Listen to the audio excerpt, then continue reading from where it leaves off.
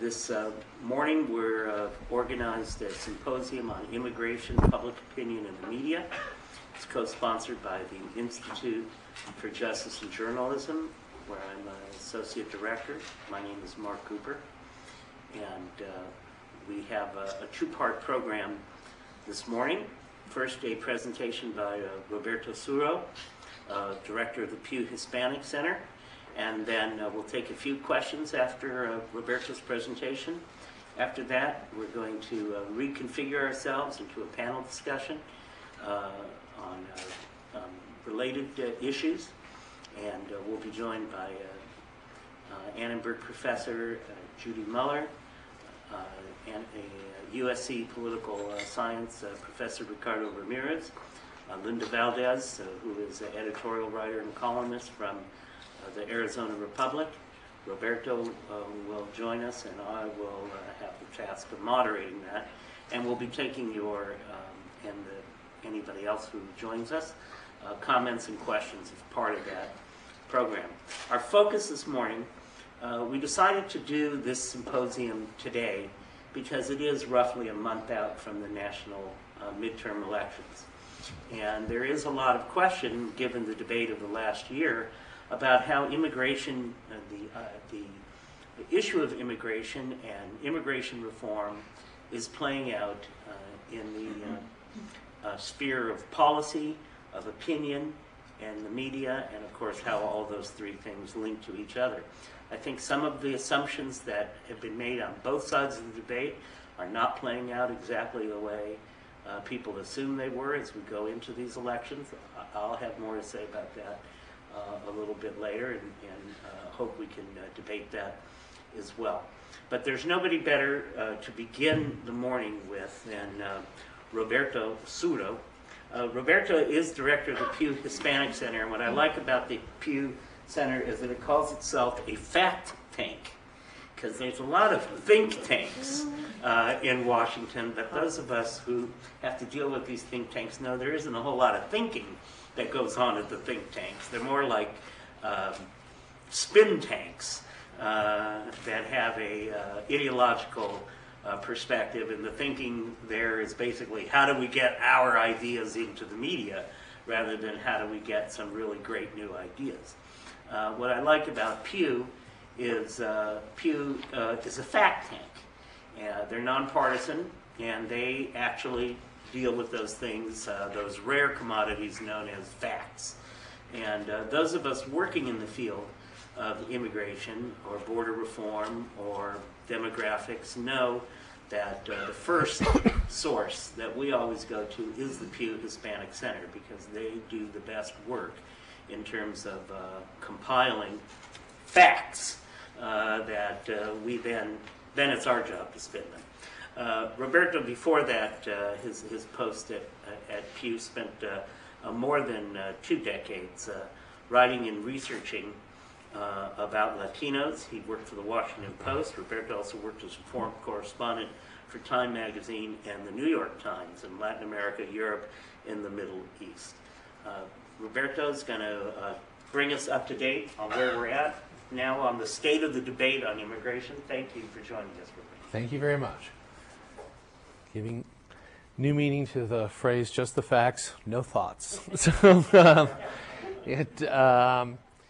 thank you all for being here. I'm just going to offer some facts to help shape our discussion later, talking a bit about what's happened in the last year, which really has been an extraordinary year in immigration, a subject that I've been covering off and on for almost longer than I like to say, 30 years. But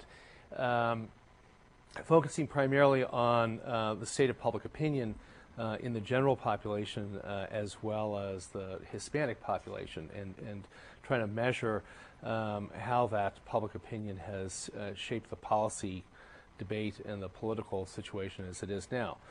I think by any measure, and certainly as somebody who's been following the issue for a long time, 2006 was an extraordinary year, probably the year in which more attention was paid to immigration as a public policy matter and as a news story than any time in any one year, I think, in recent history. You might have to go back almost to the progressive era, to find a time when the country, at least for a while, was so preoccupied with the question of how people come here from abroad.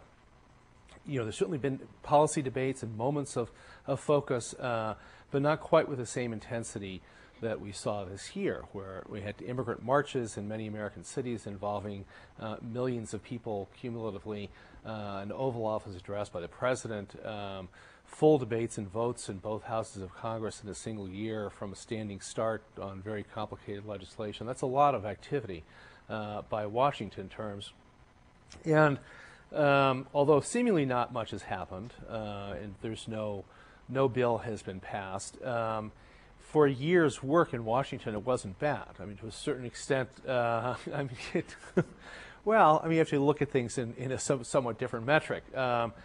In Congress, the way I measure what's happened is that we started out with really only one idea on the table a year ago, which was President Bush's guest worker program, which was fairly conceptual and really had no meat on that concept. And now virtually the entire spectrum of the debate is developed policy options. I mean, there's a fairly elaborate Chinese menu of policy ideas, some more formulated than others. But the debate has taken some shape, and it has the potential to move forward on the basis of a variety of proposals that cover an entire spectrum of possible outcomes. What we're going to look at today is some of the issues that arise out of public opinion that may or may not move that debate. I'm just going to, for those of you who aren't immersed in the subject, let me just very briefly review the chronology of the last year. The president, almost exactly a year ago, actually a little bit more now, about 13, 14 months ago, had planned to, after the failure of the Social Security reform initiative in the spring of 2005, the White House's plan for the spring of 2006 was to put immigration on the domestic policy agenda. Spent a lot of time over the summer of 2005 gathering support for the guest worker proposal. Then two Supreme Court nominations at Katrina derailed that entirely. So the White House withdrew from a leadership role in the Republican Party on immigration. The space was filled primarily by the House Republican caucus, in particularly led by the chairman of the Judiciary Committee, James Sensenbrenner. December, the House passes a bill very heavy on enforcement and measures that were widely perceived as being very punitive towards people who were here without documents, here illegally, in particular the potential of criminalizing them all and criminalizing people who assisted them. Being here without authorization is currently a civil offense.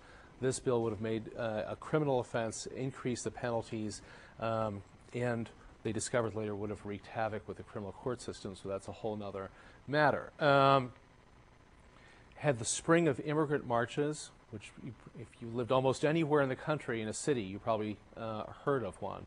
And in the spring, in reaction to the House bill, the Senate took up legislation that had been in draft form for years, developed by Senators McCain and Kennedy, that would have authorized a legalization program to virtually everybody who is here now and created mechanisms for more legal flow coming forward in the future.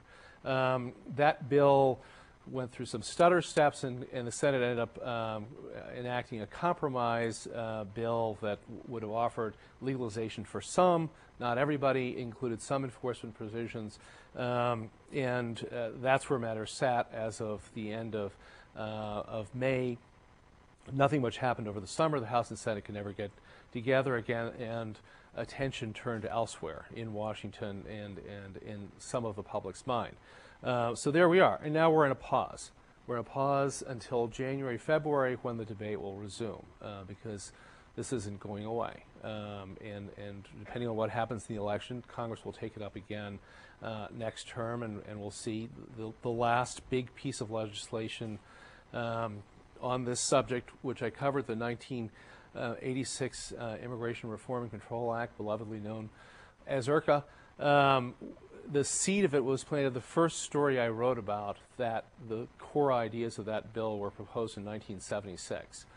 So it took 10 years. Things will move faster, but let's see where we are. The first thing to keep in mind is that this debate reflects real demographic realities. This country is going through a moment of very high immigration. This is historical numbers. You can see that in terms of actual amounts, we're at historical highs, although as a share of the population, we're only just reaching about the levels of the turn of the 20th century. And you can see that in recent years, it's the red portion, which is the unauthorized portion of the flow, that has increased very rapidly and has contributed most to the overall increase in the flow. The legal system is not designed to be flexible. It sets numbers. There's this wonderful artifice called a pierceable cap. That's why the number goes up a little bit, but there is kind of a cap. It's not designed to be responsive to business cycles in the United States. The illegal flow is perfectly flexible. There's no regulation on it, and when demand increases in the United States, the flow increases. We've charted these two. You take the inverse of the unemployment rate and annual flows estimated for unauthorized migrants, and there's almost a perfect correlation. So people are responding to something real, which I think is an important thing to keep in mind in trying to assess this debate and the nature of the public reaction. Worry, anxiety, sort of broad unease over immigration has been increasing and increasing rapidly. This is a standard question that Gallup asks. Several issues posed. Which one of them worry you a great deal? Immigration has gone up about threefold in 5 years, which is a lot of pop on an issue where you haven't had a specific event like a war or a terrorist attack or something that totally changed the framework of things. The basic shift in views is more negative towards Hispanics. I'm going to show you two standard questions measuring attitudes towards immigrants. This one is on material impact. Immigrants today are a burden because they take jobs, housing, etc. Immigrants today strengthen the U.S. with their hard work or talents. You can see the country has been and remains quite split, but the split has shifted. The split 6 years ago on this question, the trend lines are very steady. This is a question that's been tested and used often. We're basically leaning positive, although there were a number of people nervous. Now they're leaning negative, and there are a lot of people who remain positive. So it's and you see that also with another sort of standard polling question. The growing number of newcomers from other countries threaten traditional American customs and values or strengthen American society, trying to measure the cultural response to immigration. And again, basically the same pattern. The country is split, but it's trended, the numbers have tilted towards the negative view rather than the positive view. One very interesting phenomenon when you do detailed polling on immigration attitudes, and these last few numbers are from a survey we did at the Pew Research Center this spring, a very large sample and very large oversamples in a number of parts around places around the country. When you look at the number of immigrants who live in a respondent's community, whether you're looking at their zip code or their county of residence, negative views of immigration go with the least density of foreign-born. In other words, people who live around a lot of immigrants have the more favorable views, although they're split. The high-density column is people who live in areas with substantial proportions of immigrants, and you can see those opinions are split. They kind of reflect the country as a whole. Medium, you see the tilt starts going negative. Very low density, places where there are hardly any immigrants at all, the tilt is quite clearly negative. So it's people who are not living with a lot of immigrants around them are responding. Now, there's another factor that has to be taken into account in this. In the medium and low density areas of the country, you still have very small foreign-born populations, but the basic pattern is of rapid growth from very small numbers. So you have lots of these places had no immigrants, and now they have some. And that some may have increased from 2% of the population to 6%, but that's a 300% increase over the course of 5 or 6 or 10 years. So it's speed of change rather than the size of change, which appears to be driving negative attitudes towards immigrants at this point. And there's also an element of selectivity. Those high-density areas tend to be on both coasts. Los Angeles is a perfect example of it. Somebody who didn't want to live in a multicultural, multi-ethnic society where there are a lot of immigrants probably has left Southern California by now. A lot of people have left. But I mean, it's become kind of obvious if you were like driving where this area was going, and if it didn't please you, if it was not kind of, you would have gone. And many people went to the Intermountain West, and there are places where now they're discovering very rapid increases of immigrant populations, and they're reacting very negatively because you have people who moved away from this kind of a setting and are finding that it's arriving to them. But it's going back to one thing, it's important to keep in mind that even in high-density areas, you have a split. Opinions are divided. There's an enormous amount of ambivalence, almost schizophrenia, in the American public mind on this issue. You see this particularly in policy options. This reflects questions on what should be done about legal flows, decrease them, increase them, keep them the same. Keep them the same at very high levels is a fairly positive response. So you look at this and you go, well, you know, clearly this country is fairly undecided. You can flip the numbers a lot of different ways. You can say there's a plurality that says to decrease. I mean, you could write this as a reporter almost any way you want. You could say there's a majority that favors keeping it the same or increasing it. You know, I mean, you can write this thing a bunch of, you know, I mean, it's a very ambivalent kind of number to write, and it's interesting to watch. Reporters will combine these categories in a lot of different ways. Opinions are even more split when it comes to what to do about the unauthorized illegal immigrants who are here now. This is the hardest part of the policy debate.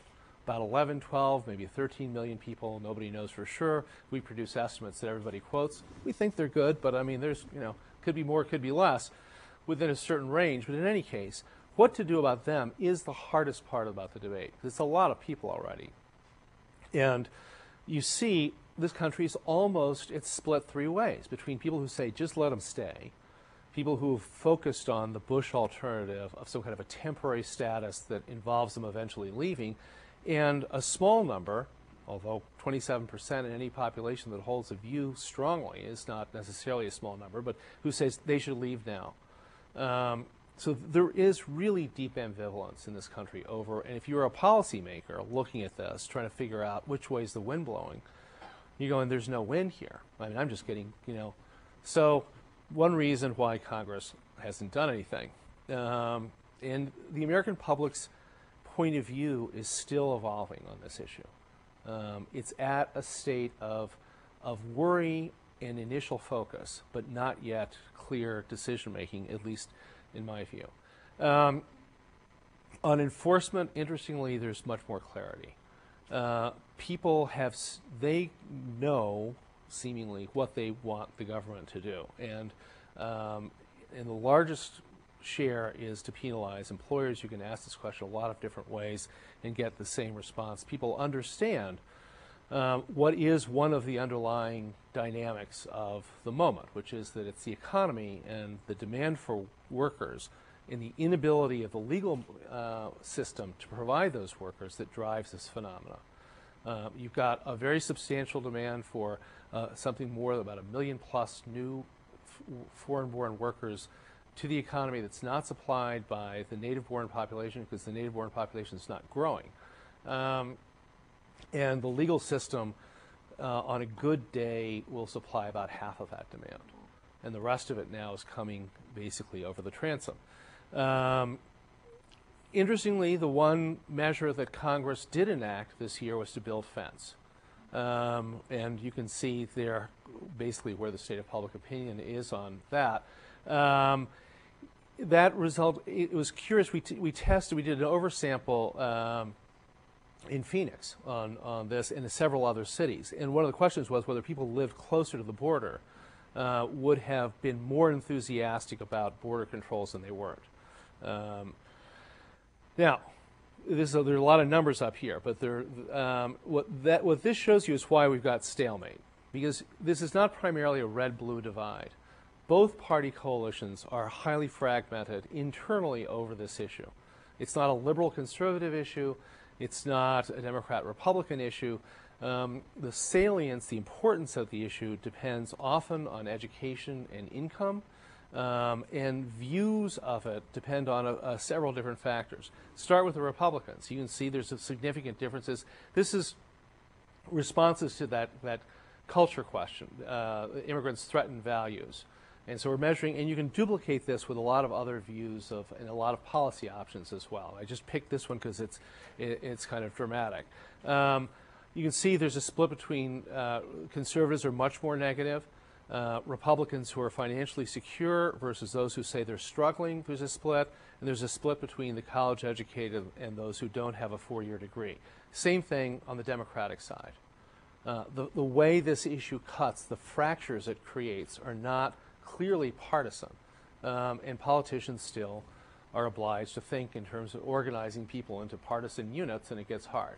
And this, I think, helps explain a lot of why it's always difficult to come to a consensus on this issue.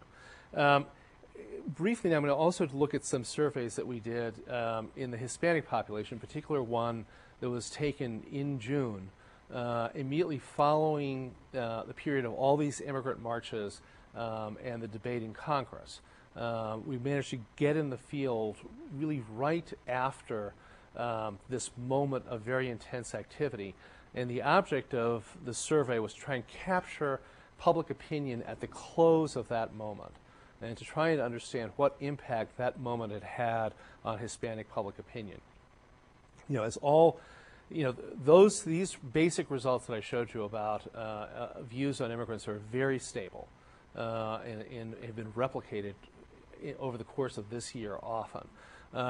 These views that I'm going to show you of Hispanic public opinion, I'm not sure whether it would replicate now or not, because we were clearly capturing the aftermath of a very peculiar moment, probably the largest ethnic mobilization in American history in so short a time, where we had basically an 8-week period where you had literally millions of people in dozens of cities out in the streets. And unlike really anything else we've seen, usually those kind of moments have long build-ups and long tails. This one had no obvious build-up and has not, at this point, had any obvious tail. It was really, and this captures, I think, a little bit of the sense of the moment. It's a question we've asked repeatedly that measures, it's asked, in general, do you think discrimination against Hispanic Latinos is a major, minor problem, not a problem at all, in preventing Hispanics in general from succeeding in America? And you can analyze these results a lot of different ways. What I'm just showing you here is that the number of people who say it's a major problem, had increased notably in this period. Now, whether that's a permanent increase or not, but immediately after the marches it was higher, and among the foreign-born it was significantly higher than the native-born. We asked, of those who said it was a problem, we asked, do you think that the debate over immigration policy has made discrimination more of a problem? And we had a majority that said yes, and interestingly it was the native-born who, by a significant measure, felt that the debate had impacted them negatively. This is very important in terms of the political impact of that moment. If the only reference point we have is what happened in California in the mid-1990s, we had a very loud political campaign that focused on immigration, and over time, the native-born, who make up the majority of the Hispanic electorate, about 75% of Hispanic voters are native-born, felt demonized.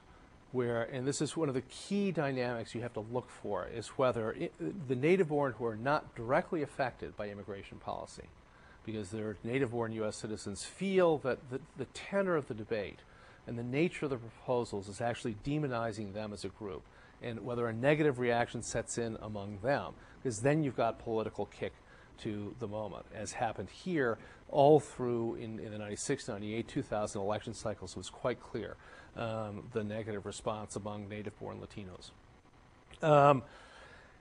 This is a question, and we do a couple that try to measure sense of ethnic cohesion among Hispanics, which come closer to your views. Hispanics from different countries, and that's the important sort of, we spread them apart. Then we ask them, are they working together to achieve common goals or not working together politically at all? And the working together number, this is a significant increase. And again, the split, which is significant, Latinos are divided on this question, but the split went from 43-49 to 58-34 in favor of a sense of ethnic political unity.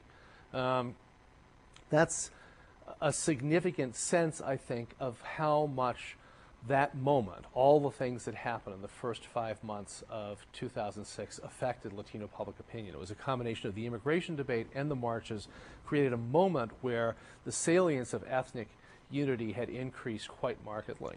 That sense of unity had the potential then to lead to something. Again, we're talking about snapshots, but at that moment, when you asked people, two statements about these marches, which come closest to your view, it's the beginning of a new social movement that will go on for a long time. They were a one-time event. Those are big numbers. A 63-24 split that replicates through a whole series of other variables shows you that at that moment, people really thought this was the beginning of something big. And likewise, will more people vote? Big numbers. Clearly a very widespread sense that something big had happened this spring. In terms of the political impact of those feelings among Hispanics, what you see is on this question of which party has the best position on immigration issues, Republicans dropped, and the pickup was neither. This is a result you can replicate on a whole bunch of issues with a whole bunch of segments of the population, including the general public. Where Republican numbers go down, they don't necessarily bring up Democratic numbers. And we see this now. I mean, the polling now is remarkably consistent going into this election. That people, the negatives on the Republicans keep going up and now on new and different things. But it's not changing the basic partisan balance. I will, let me just close with some numbers from a poll that was just, a Pew poll that was just published last night on the general population, which shows that it was a question that posed two basic alternatives in immigration policy. Just more border enforcement and greater penalties against illegal immigrants who are here, or more border enforcement and citizenship eventually for the people here. It's basically the House bill versus the Senate bill, very simply put. And it showed that the nation is again split with a tilt towards the positive, where the border protections and citizenship got 55% overall versus 41% for the paraphrase of the House version. What's very interesting is Republicans, this is now among people who say they will make their decision for the election on the basis of national versus local issues. This poll segmented people initially into two groups. Will you decide your vote for Congress on national issues or local issues? If you fell into the national basket, which most people aren't now, if I recall correctly, these series of immigration questions were asked. Republicans were almost evenly split, 50-47. There's no significant difference in that regard. Democrats tilt 36-60, 60 being the protection with citizenship view. What's also interesting about this question is the survey tried to measure the relative intensity of views on immigration. And there's only 24% of people who say that in deciding their vote, immigration matters most. I mean, since this debate, since all this activity, particularly in the spring, a lot of other stuff has happened. And the public's attention has shifted to all kinds of other things, particularly the war. And in an election that's got so much other noise in it, the immigration debate is really fallen in significance in deciding races. There is a small, intense group for whom this is an important issue. The people who say it's the most important issue for them are primarily people who have the negative, the restrictionist view. They have negative views towards immigrants, and they favor more restrictionist policies. And there are more Republicans. Among Republicans, it's 32% who say that immigration will be the issue that matters most for them. That's more than, I mean, among Democrats, it's only 12%. And this has been true throughout the debate, that the level of intensity has been always most obvious on the side of people who are anxious about the impact of immigrants and who favor restrictionist policies, and there's much less intensity on the side of people who take positive views and favor generous policies. And that's where things stand. We'll have lots of time to talk about what all and any of this means with the panelists, and I take a couple of questions about the poll itself. The general topics, you've got all kinds of other people to talk about, but if there are any questions about the polls itself, I'm happy to entertain them. Yes? First, I'd like to compliment you on all of the presentation. Were there any one set of figures that you think are more important than any of the others? Well, I guess it depends on what. In terms of understanding what's happening, there were two things that struck me in the general population poll. One was the geographic distribution analysis, which is one that I fought passionately for in our internal debates, and the sample was constructed and carried out very carefully to make sure we'd have this data, and it's something you could, anecdotally you could see it. I mean, you could even look just by state and localities where there was legislative activity on immigration. It's not in California, it's in North Carolina. I mean, in the new settlement states are a phenomenon we've studied a lot, and this inverse proportion. The other thing that is quite striking is the correlation between views on immigration and education, it's a perfectly inverse correlation in terms of negative judgments about immigrants. The more education you've got, the less likely you are to express negative views about immigrants. I'm not sure exactly how to explain it. I mean, you can regress on other factors. I mean, you can compare it to the importance of other factors. And education gives you a higher correlation than income does, for example. Anyway, sorry. Could it be that, in fact, it's color workers who are actually losing jobs, and it correlates to high school education? I mean, Yeah. isn't that... It's entirely possible. And in this where we asked, two questions, which in the interest of brevity, I didn't show you, that present how sort of complicated this issue is and how difficult the public opinion is to measure. We asked, do you think that immigrants are taking jobs other people want, or are they taking jobs Americans don't want? And you get big majorities. I mean, well up into the 80s, saying they're not taking jobs anybody wants. And then we asked, have you or anybody in your family lost a job to an immigrant? And 16% said yes, which is not an insignificant result.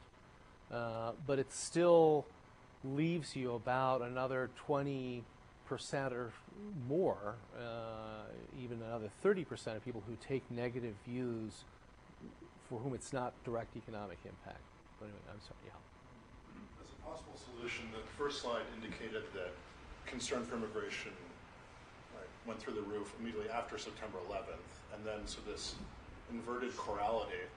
Do you think that it's just an extension of the war on terror, and then so people who don't live in immigration communities think, oh, the terrorists are coming through Mexico. Yeah. So rather than viewing it as an economic thing, it's been tied into the foreign policy of the United States, and it's being manipulated on those political lines. No, it's a very good question, and we tried in this survey, I will honestly say here in private, and all of you watching on the web, I didn't say this.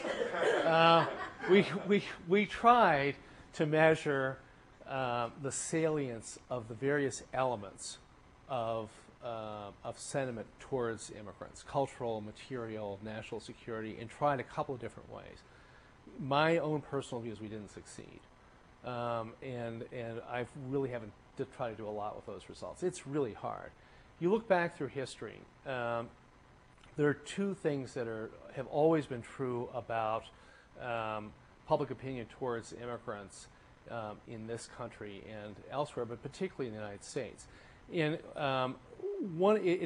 the first is that it's very dynamic, and that the relative salience of different aspects of feeling go rise and fall. I mean, there have been periods in our history when it was religion, other times when it was economic stuff, other times it was racial stuff, sometimes it was political stuff. I mean, we got rid of Res, we got rid of Chinese, we got rid of Catholics. I mean, went through periods when it was the focus was very clearly on one thing or another, and then it would shift within 5 or 6 years. And currently, it's all of those factors are present, and they're articulated by people in their anxieties. And there's this broad anxiety and growing anxiety, and some of it's economic, some of it's political, some of it's national security, some of it's cultural. Religion doesn't seem to be an issue the way it was, say, 100 years ago.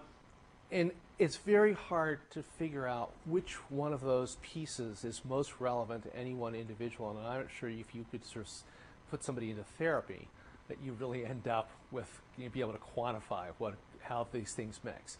The other very important dynamic that, again, we know from history is one of the has been true in the past, and if you believe in history, it's probably true now, about attitudes towards immigrants, is that there's always been a lot of displacement in classic psychological terms. Something, my boss is mean to me, I'm mean to my wife. Is a simple description of displacement, and there's this never happens, right? And immigrants have always been a focus of displacement, and it's natural in any society. The foreigner, the stranger, when it goes back to Leviticus, there are lessons in the Bible about displacement of feeling towards immigrants. And clearly that's the case now. I mean, there's anxiety, there's very broad anxiety in the United States now. And you can pick it up, national security, economic, other stuff, and some of it is shifting, but how you measure that is I've not figured out, but we've got time to do it. So we'll try it again as long as the good folks at Pew keep giving us money to do it. I find it interesting that the terms of the debate are so charged radio with meaning, from the Tom Tancredo, Lou Dobbs, illegal alien amnesty movement, to the legal immigrant term used in the media, to the George Lakoff economic refugee. Do you think, would the numbers shift much depending on the terms you use versus illegal alien, illegal immigrant, undocumented immigrant? I'm not sure if the terms, in the questionnaire, we sort of flummoxed around saying, illegal or unauthorized or undocumented, because to use various terms. There's no question that there's an element of the on the side of in favor of restrictionist policies.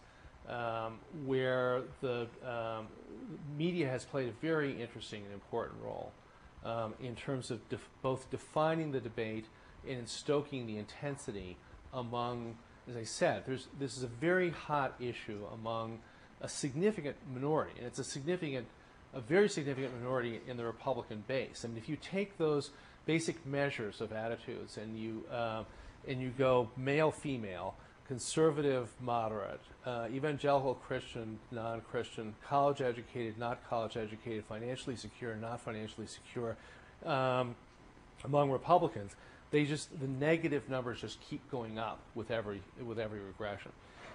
Anyway, just one. Well, I'll say this for the media thing, but we tested the Lou Dobbs effect, and I think we actually successfully found in data the echo of talk radio and Lou Dobbs on an issue. Well, I'll say that for the questions, the panel later.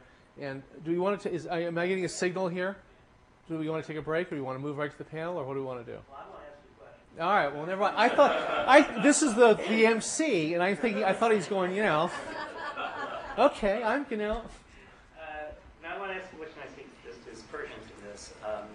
I don't think it's directly your polling data, but you may be able to draw your own conclusions from the stuff you've been looking at.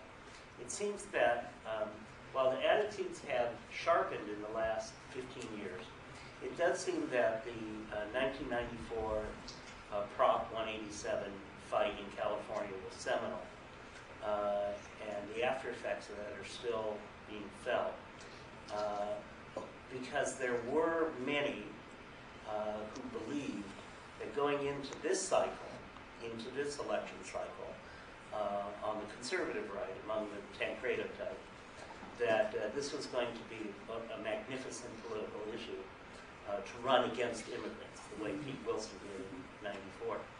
And of course, you know better than anybody the way that split the Republican Party.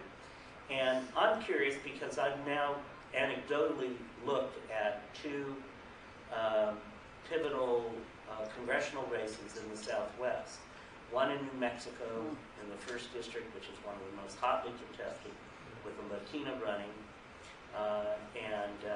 Immigration has not been in the debate. And then I looked last week, or 2 weeks ago, at the race to replace Jim Colby, a moderate gay Republican who was pro-immigration reform, comprehensive reform. And in that race, that's right where all the Minutemen live and the whole shooting match.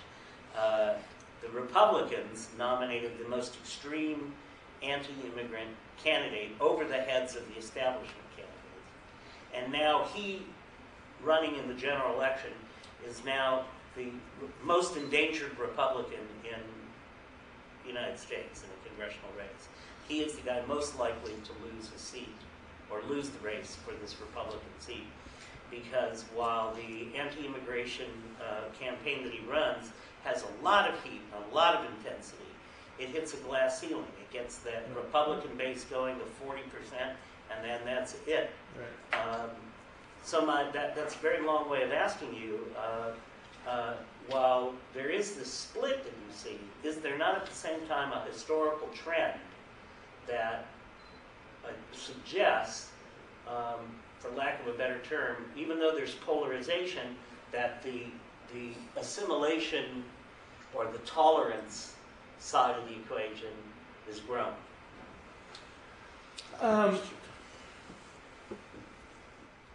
I suppose, if I had to off the top of my head, offer a quick answer, I'd say no. If you looked at most of these measures back 5 or 6 years ago, or 7, 8 years ago, views towards immigrants in the United States were extraordinarily positive, particularly in the late 1990s. I mean, during the economic boom of the 1990s is really the central event of this moment of immigration. And we're still going back, discovering trying to figure out how many people came here. It was a lot, way more than anybody figured. And maybe way more than we really know now. In years like 97, 98, 99, 2000, everybody was coming. And people were arriving here, and the old story was, I arrived on Friday and I went to work on Monday. Now it's I arrived Friday afternoon, I was working Friday night. There's negative unemployment in this country during those years, and the great sucking sound was coming this way. And at that point, it was, American public opinion was, let them all come. This is working just fine. I haven't mowed my lawn in 2 years. And it's turned. And you've got now much more of a split. And as I said, the split tilted towards the negative. But on the front part of your question, there have been a number of times that various Republicans, going back to Pete Wilson and before, have thought this is an issue that'll mobilize the base, and I can use it as a wedge issue in a general election campaign. Pete Wilson is the only person who succeeded at it. I mean, really, the only one who succeeded. It was a very peculiar circumstance. California in 1994, you can contextualize that election and understand why it succeeded because of the circumstances in this state at that moment. But you can go through the list of people who've basically been hung by that little petard. And the chief archivist of failed immigration efforts by Republicans in the United States is George W. Bush, who's been saying this for 14 years. It's a loser. You'll mobilize part of the base, but you won't get to 50+1. when you go to the general public on it. And he's been saying this over and over and over again, and arguing that in fact the dynamic is shifting. So you're gonna the base gets more intense, but your yield in the general population is actually declining. Ken Melman can lay this out in great detail as to how this dynamic works and what the long-term trend is. That you don't, these numbers don't go past in terms of actual decision-making kind of polling. I mean, we find that people will actually act on these views and favor policies that make them all go home, make them all criminals, those kind of things. That those numbers, are inevitably in a decline. So, I guess I would say no. Let's take just two more questions, then we will break and then reassemble as a panel. Viewed over a longer term period of time, what do you think the economic effect of NAFTA is having on the current immigration trends? Oh, that's a short, easy question. The effect thus far has been has probably been to create a greater pool of potential migrants in Mexico. Everybody knew that would be the short-term effect. The nature, just very briefly, the nature of migration is that the poorest don't migrate. The poorest of the poor can't. It's hard, it's expensive. This is, the Statue of Liberty had it wrong. It's not the tempest-tossed, the huddled masses who come here. It's the people who've got something going for them, and they have a sense of that the future is a rising slope. And very poor, chronically poor people don't have that feeling. The clear stimulus to migration, there are two: economic catastrophe, ecological catastrophe, political catastrophe send people out. The other stimulant to migration over history has tended to be an economy that is rising from a very low level and starts creating a working class and a middle class. And it's the people who come up off the bottom go, this feels good, I can do better. And have that sense of momentum. NAFTA, among other things, it worked both ways. It created a bit of a catastrophe for some segments of the Mexican economy, particularly in agriculture. We're now exporting tomatoes to Mexico that are, and importing agricultural workers from Mexico. Go figure. There are two, any number of ways you can do this. This is the kind of questions the American public needs to ask itself. Do you want to, allow people in Mexico to make a living growing tomatoes, or do you want to sell them tomatoes and have them come here? But the other, probably as significant effect in terms of migration was that NAFTA helped stimulate a manufacturing sector in Mexico. It stimulated a good deal of internal migration. People left small towns in the countryside to go to cities to work in modern job environments. And having done that, having cut their ties to their home communities, having done it once, the next logical step is I can do this again. Every time I do it, I'm earning more money. And so it was that, it's the immigration strategy of NAFTA was that eventually we'll go through this bubble, and then the economic growth will catch up, and Mexico will start creating enough jobs to absorb all of its workforce. That was supposed to have happened 5 years ago, but it may happen 10 or 15 years from now. Okay, I'm sorry. I'm going to make the answers really short. They're just yes/no questions. You started out by talking about the marches, and you said something about they were unusual because they had no build-up nor obvious tail. Then later on you told us that 63% of the Hispanics saw this as the beginning of a social movement. Have you tracked those trends, or do you know how to measure what that means? Is there a social movement afoot? Well, we haven't measured public opinion.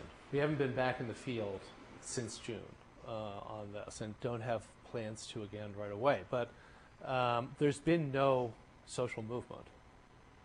It hasn't manifested itself anyway. there was an attempt to recreate the marches around Labor Day in 6, 7 cities, and they all fizzled. I mean, they all fizzled by an extraordinary magnitude. I mean, roughly speaking, you're talking about, if you look at the number counts in various cities, they fizzle by a factor of 100, or more. Washington got, maybe being generous, 2,000, 2,500 people in April. On April 10th, there were well over 250,000 people on the mall. So that we should talk about. We've got lots of people who've been following this. What happened between June and September, and they were primed. People were primed to do something. I think that survey shows it. And plus, what happened in the spring showed it. And just briefly, and we'll talk about this, but there was you had a lot of development of community infrastructure and of organizations and of activity on at small local levels, very fragmented, that built up to the marches. I mean, there was a civic infrastructure which permitted that moment to take place, but it had never coalesced as a social movement, and it hasn't recoalesced since as a social movement. But I think we've got, I'm putting in my 2 cents for the first, which is unfair to the other panelists. So let's take a break and then. Thank you, Roberto. Right. Yeah. Thank you. Let's take about a 5-minute break, but really keep it to 5 minutes, and we have a really great discussion coming up. Well, thank you for coming back to part 2 of our discussion on immigration, public opinion, and the media. I'm not going to repeat everybody's biographical information because it's all here.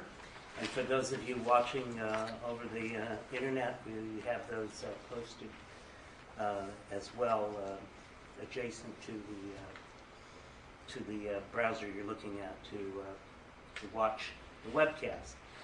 This portion of the program, we want it to be a little bit more freewheeling discussion. I want to focus a little bit more on how the debate over immigration is reflected or not reflected in the media, and not only in the English language media, but also in the Spanish language media that played a very important role in the immigrant mobilizations earlier this year. And on that topic and others, we're pleased to have Professor Ricardo Ramirez join us from the political science ranks of the University of Southern California. Linda Valdez is here. She's a magnificent editorial writer and columnist from the front line, from the Arizona Republic, which is a Phoenix-based daily paper, but we can reveal the little secret that Linda actually lives in Tucson, even closer to the border. And she is a fellow of the Institute for Justice and Journalism as well. And Judy Muller, who really used to tell Ted Koppel what to do on Nightline, and takes full responsibility for the show. Now a professor here at Annenberg, and of course Roberto Suro, the director of the Pew Hispanic Center. I think we'll actually begin the discussion because of time constraints and other issues. I think we're actually going to begin with Judy, who's spent last year managing a very interesting project called News 21, which she's now, after I describe it, she'll correct me because I'm sure I'll get it wrong. But News 21, in short, was a nationwide project at 5 universities. Is that right? 4 top journalism schools. You want me to do it? Please. Okay. Funded by Carnegie and Knight, $6.5 million project. 4 journalism schools: Columbia, Medill, Berkeley, and USC. And then Harvard joined in and donated 4 of their students, but they weren't journalism students, but they were interested in the project. The topic for the whole project was post 9/11, is the country safer but less free? Under that, each school took a separate topic. We took immigration. When we chose immigration at this time last year, we had no idea it was going to explode into one of the major stories of the year, which was both good news and bad news, because we wanted to have original material, and that was pretty hard when we were competing against every major media organization. At the end of this project, we were to have media partners. Each school tried to find good media partners that would publish or air our material. And thanks to Mark's help and the others, we got the story I'm about to show you in print version in the LA Weekly in July. It is now set in a shorter version than the one I'm going to show you. The one I'm going to show you is about 6 minutes long. But there's a shorter version scheduled to air on Good Morning America. And I'm now told on Thanksgiving Day. They're waiting for a slow news day. You know, when there's no feature on should you wear mini skirts to the office, things like that. Not that I'm bitter. I'm very grateful. But we'll take anything. But we're waiting for that piece to air. And just a little setup. 10 top graduate students were chosen for this project from each school, plus our fellow from Harvard, who was raised in Mexico, thank goodness for Melanie, and speaks better Spanish than most of our fellows did, although we had quite a few who did speak very good Spanish. And they were immersed in a whole semester in a class to study that beat, immigration and national security. So we heard from Homeland Security people, Border Patrol, many, many voices. Mark came in and talked to us. They went out and found stories. They developed sources. It's sort of every reporter's dream. Give me 4 months to immerse myself in the subject, get to know it, develop sources. Nobody gets to do that anymore, not that I know of. So it's sort of an ideal way. They knew, too. They said, this is probably the last time we'll ever have this opportunity. And then it was followed by 10 months of a fellowship in the summer, 10-month workshop, which they were paid $750 a week. As real reporters. They're no longer students at this point. And fanning out in teams to develop the stories that we tried to find during the class. So the one I'm going to show you was first developed as a class project, but they went back because they couldn't win the trust of the kids on the first go-round. So when they were able to show them what they'd done, they won the trust and were able to go back and get them on camera. This is another thing that we pointed out to people, that sometimes it actually takes time to develop trust. That was with the American kids, I should point out. They had no trouble interviewing kids in Mexico. In fact, the one issue they had, they called me and they said, we got an ethical issue. And I said, what's that? They said, well, the American kids aren't as smart as the teenagers we interviewed in Mexico, and we're afraid that American kids are going to look stupid. And I said, that's not your problem. You know, but it was interesting. It was an interesting moment. So this is from the website that's for the whole, this happens to be our homepage on a website called newsinitiative.org, and I welcome you to look at the other schools' material too, but it's not on immigration. Ours is on immigration. We did quite a few stories, as you can see. This was a look at Maywood and San Bernardino as two towns in California that took very different stances on illegal immigration. These were on 4 Iranian brothers who were detained longer than anybody else in this country. No charges ever filed, released, their lives have been destroyed. They filed suit against the government. This is the one I'm going to show you. And Children Left Behind, very powerful story about people who have to leave their families behind in order to send money back, but what happens when they're split up. And also about the children who are smuggled and caught and sent to this one place. It's sort of a lost and found for children in Tijuana, where they have one day to try to find them, their relatives. If not, they go to hostels overnight. And that's, I really invite you to look at that in your spare time, because that is incredibly moving. But I want to show you this one partly because Linda's here from Arizona. And this is a look at the mirror towns of Naco, Arizona, Naco, Mexico. And the students thought it would be interesting to see how teenagers' lives are affected by that fence that they look at from different directions. And, well, it speaks for itself. So it's about 6 minutes long. Ahí está mi casa.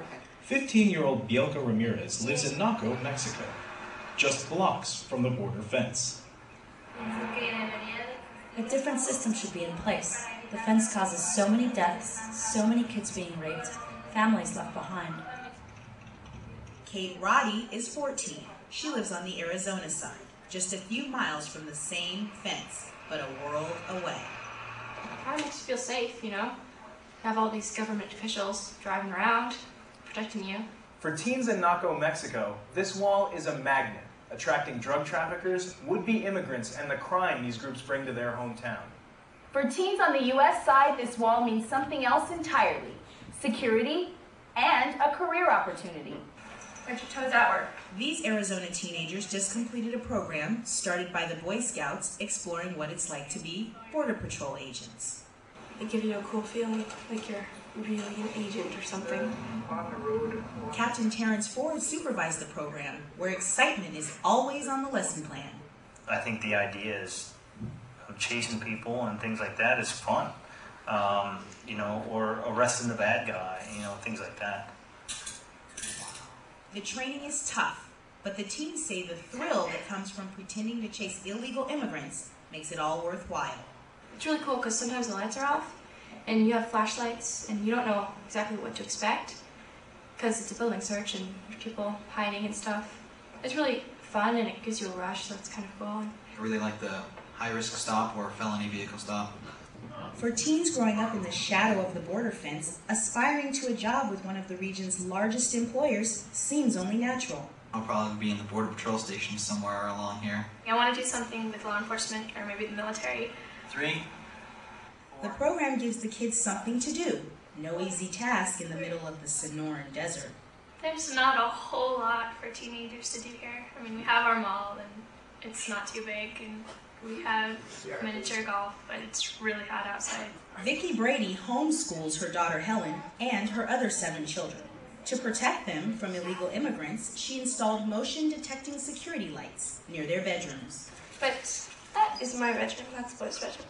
And that's the light that always goes off. We have to spend a little more time with security here because we do have, people that walk through our yard and help themselves through things on their line. Helen often spends time by the river behind her house. The shady seclusion of the riverbank also attracts illegal immigrants as they slip into the U.S. So you can find like backpacks and underwear and a whole bunch of other stuff.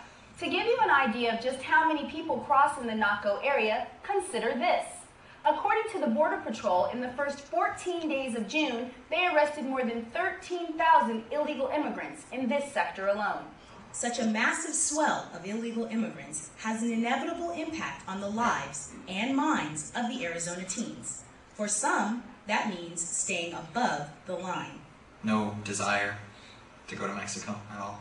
No desire to visit and no desire to learn Spanish. You'd be surprised about how many people don't know Spanish and have no idea even a simple word like hello or anything in Spanish. Helen says she often looks at the mountains on the other side of the border, and she's curious about life in Mexico.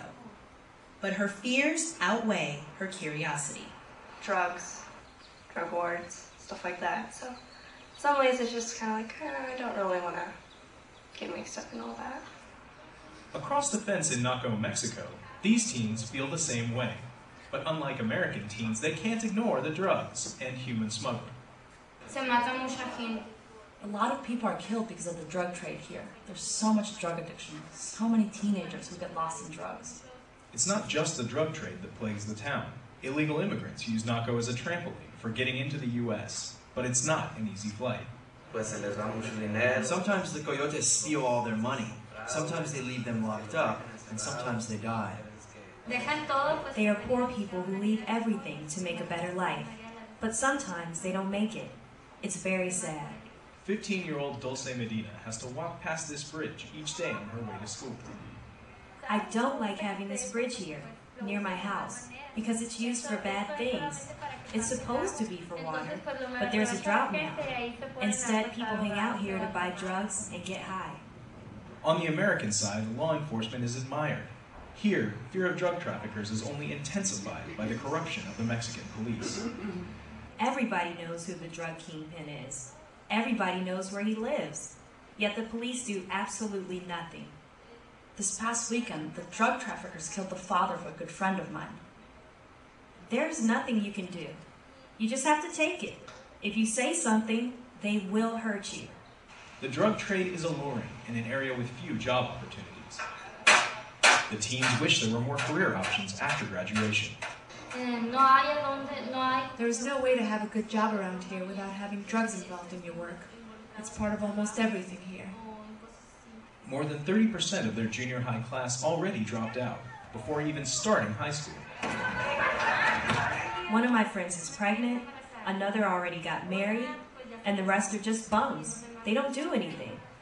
Yet living a stone's throw from the U.S. is not without its perks. These teens all have visas allowing them to travel between the two countries with relative ease. It's nice because we're really close to U.S. stores, and things are much cheaper over there. We can get basic stuff for much less money than we can here. And yet these students say they haven't learned English. I don't know how to speak English. It's hard because when I cross the border, they don't understand me. And sometimes Americans get angry with me for speaking Spanish. Americans might be surprised to learn that the teens we talked to had no desire to make a life across the fence. Instead, they hope to attend Mexican universities and move to a larger city within their own country. Here in Naco, there aren't many opportunities to get ahead. If you want to be someone, you have to get out of here. For many Americans, the border is an abstraction, an emotionally charged buzzword in the larger immigration debate. But for teens on the border, it's all too real.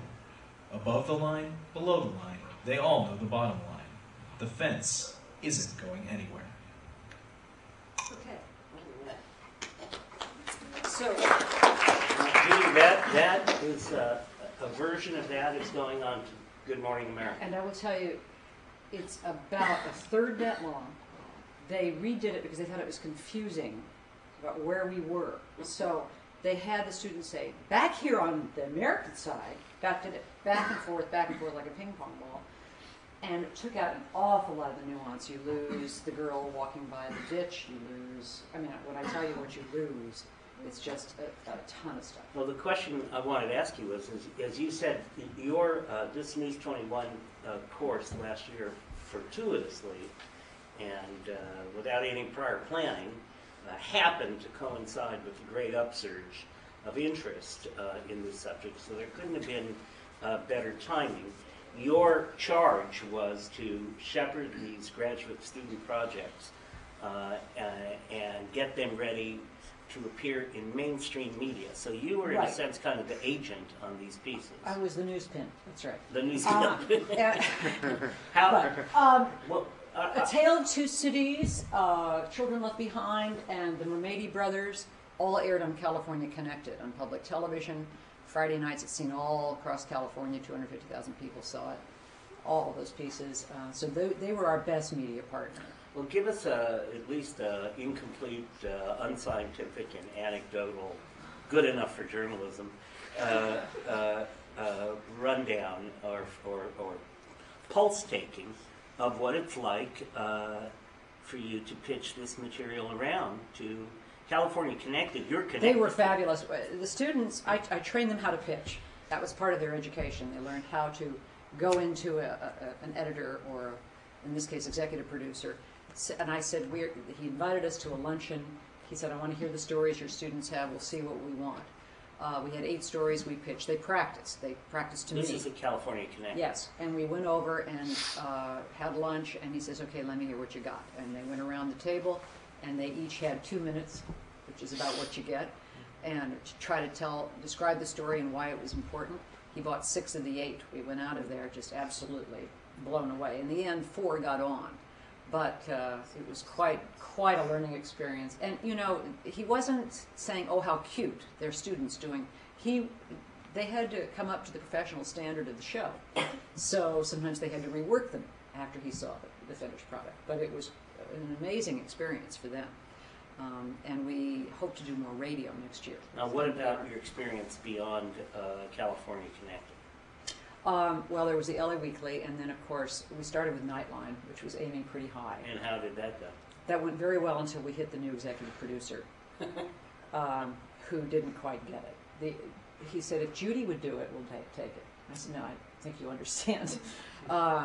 So it was, the senior producers who were left over from the old Nightline really, really wanted it and pushed it hard. But when they dropped it, I then ran to Good Morning America and asked if they would do it.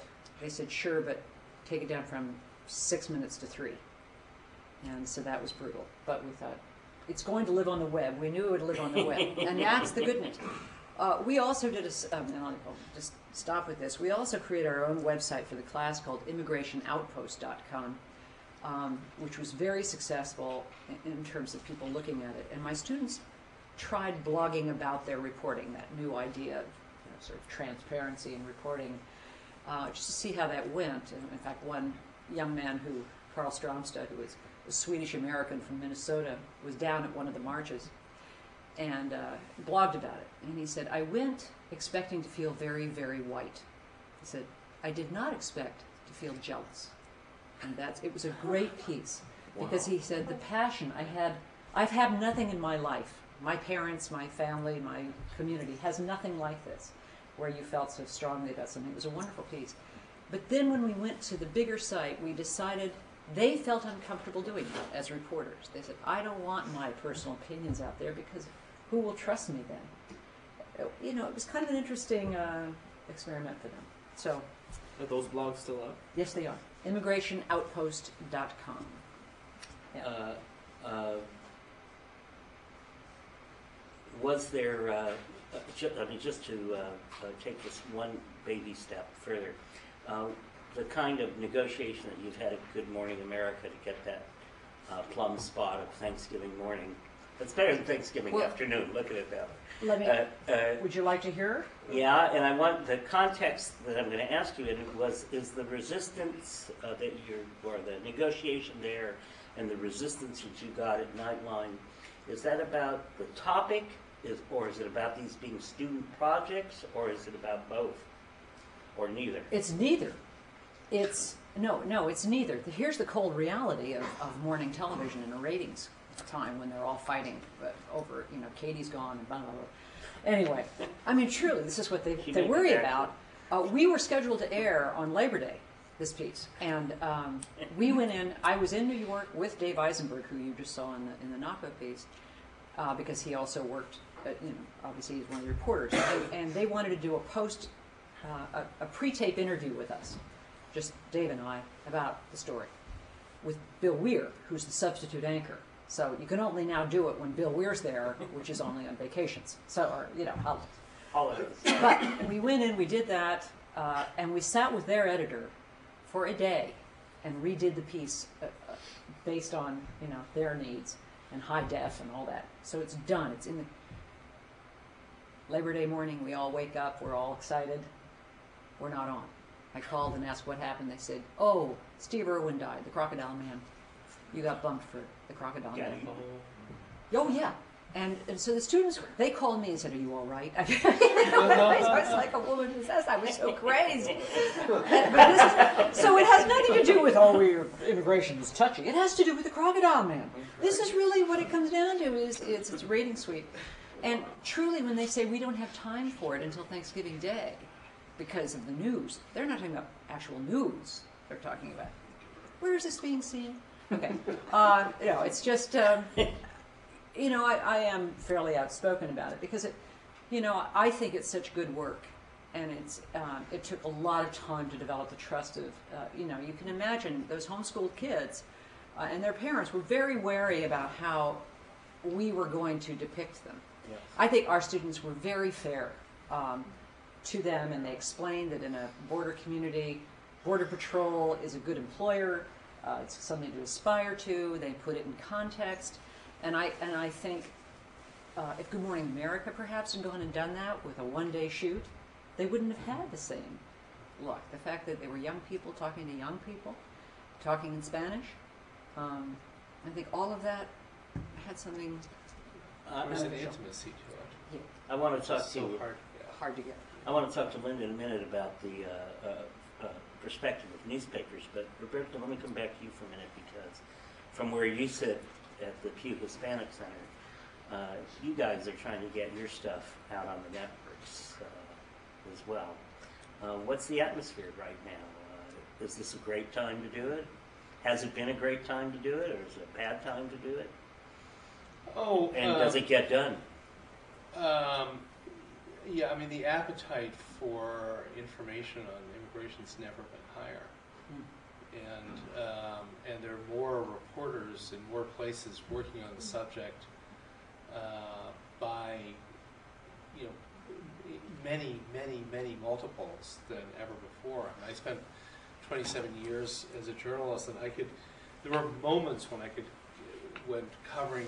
writing about immigration or Hispanics was a full-time job, and I was never going to be able to make a career out of it. I mean, I did lots of other things.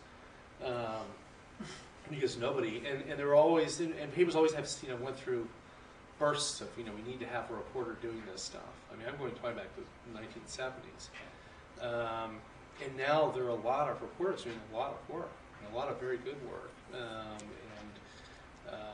In big papers, I had a very hard time selling immigration to the New York Times even in the early 90s. And now there are two full-time national reporters. There's the reporter in New York, and then people in national bureaus who are doing a lot of stories. There's a reporter who basically does back section stories. Me and Navarro here in LA, so they've got a lot of manpower on the issue, and it's true elsewhere. The networks have had more. It's not.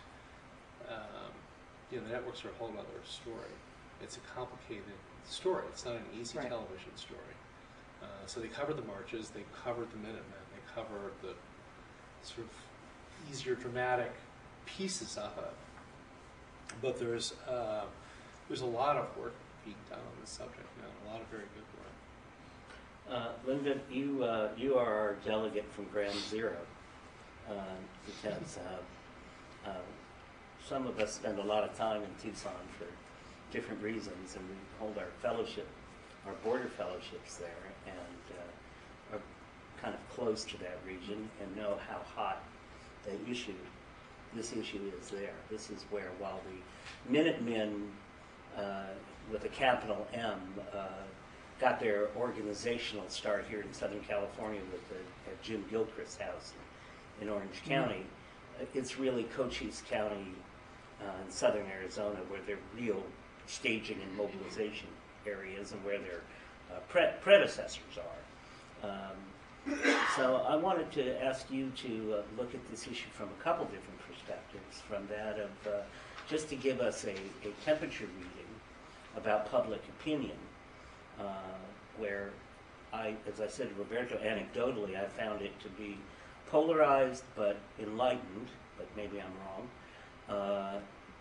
And second, what it's like to be in your case, an editorial writer at one of the 2 or 3, perhaps the number 1 newspaper charged with covering this issue in the country. Okay, excuse me. Well, as far as public opinion is concerned, I can tell you from the standpoint of the people who communicate with me, the people who send letters to the editor, and what's out there now is really uglier than I've ever seen it. Even the Democrats during the primary race, when you would go to their debates, they were throwing around talk about invasion and security, and it's much uglier than I have seen it in the past. So I hope you're right about this glass ceiling. I'm not entirely sure. There are right now in Arizona 4 ballot measures that deal with immigration. They're all very punitive type measures. The things that were considered highly extremist a few years ago have come more to the mainstream. We have the county attorney in Maricopa County. Let me back up a little bit. The legislature passed a law that was supposed to go after human smugglers, the so-called coyotes. Our county attorney in Maricopa County interpreted that to mean that we're going to arrest and prosecute everybody, including the people who are being smuggled. We're going to call them conspirators. And they've been doing that. The sheriff, our Maricopa County well-known sheriff, made a big deal about that. Sheriff Joe, he's locking them all up. There is now the fellow that's running for Attorney General against a very popular Democrat is calling for that to be the appropriate statewide approach, that if these people are paying to be smuggled into the country, that they too can be charged as conspirators under the smuggling law. So, and last week, I believe it was, one of our very conservative Republican lawmakers, whose name is Russell Pierce, he came out with a statement on national radio saying that what we need is a return to the 1950s deportation. Mass deportation was called Operation Wetback under the Eisenhower administration. They deported millions of people. Many of them turned out to be U.S. citizens or legal residents. He comes out and says this. Well, there was a huge outcry. I think every columnist in the state, had a great day writing and denouncing him. But there were many letters to the editor that supported him. And he's in a safe district. There's no chance that he's going to lose. But just seems like that it's getting nastier and nastier as time goes on. You're absolutely right that Randy Graff is not expected to win that race. But he does have really strong support in Cochise County. He ran against Jim Colby in the previous primary, and he won Cochise County and won that area of the district. So that's my take on public opinion. How about inside the Arizona Republic? Not to get you fired or anything, but well, we just lost our immigration reporter. She went to Texas. And I don't think that had anything to do with dissatisfaction. So there's a job opening there. Susan Carroll went to the Houston. One of our fellows as well. Yeah. But what is the mood inside, without getting too specific?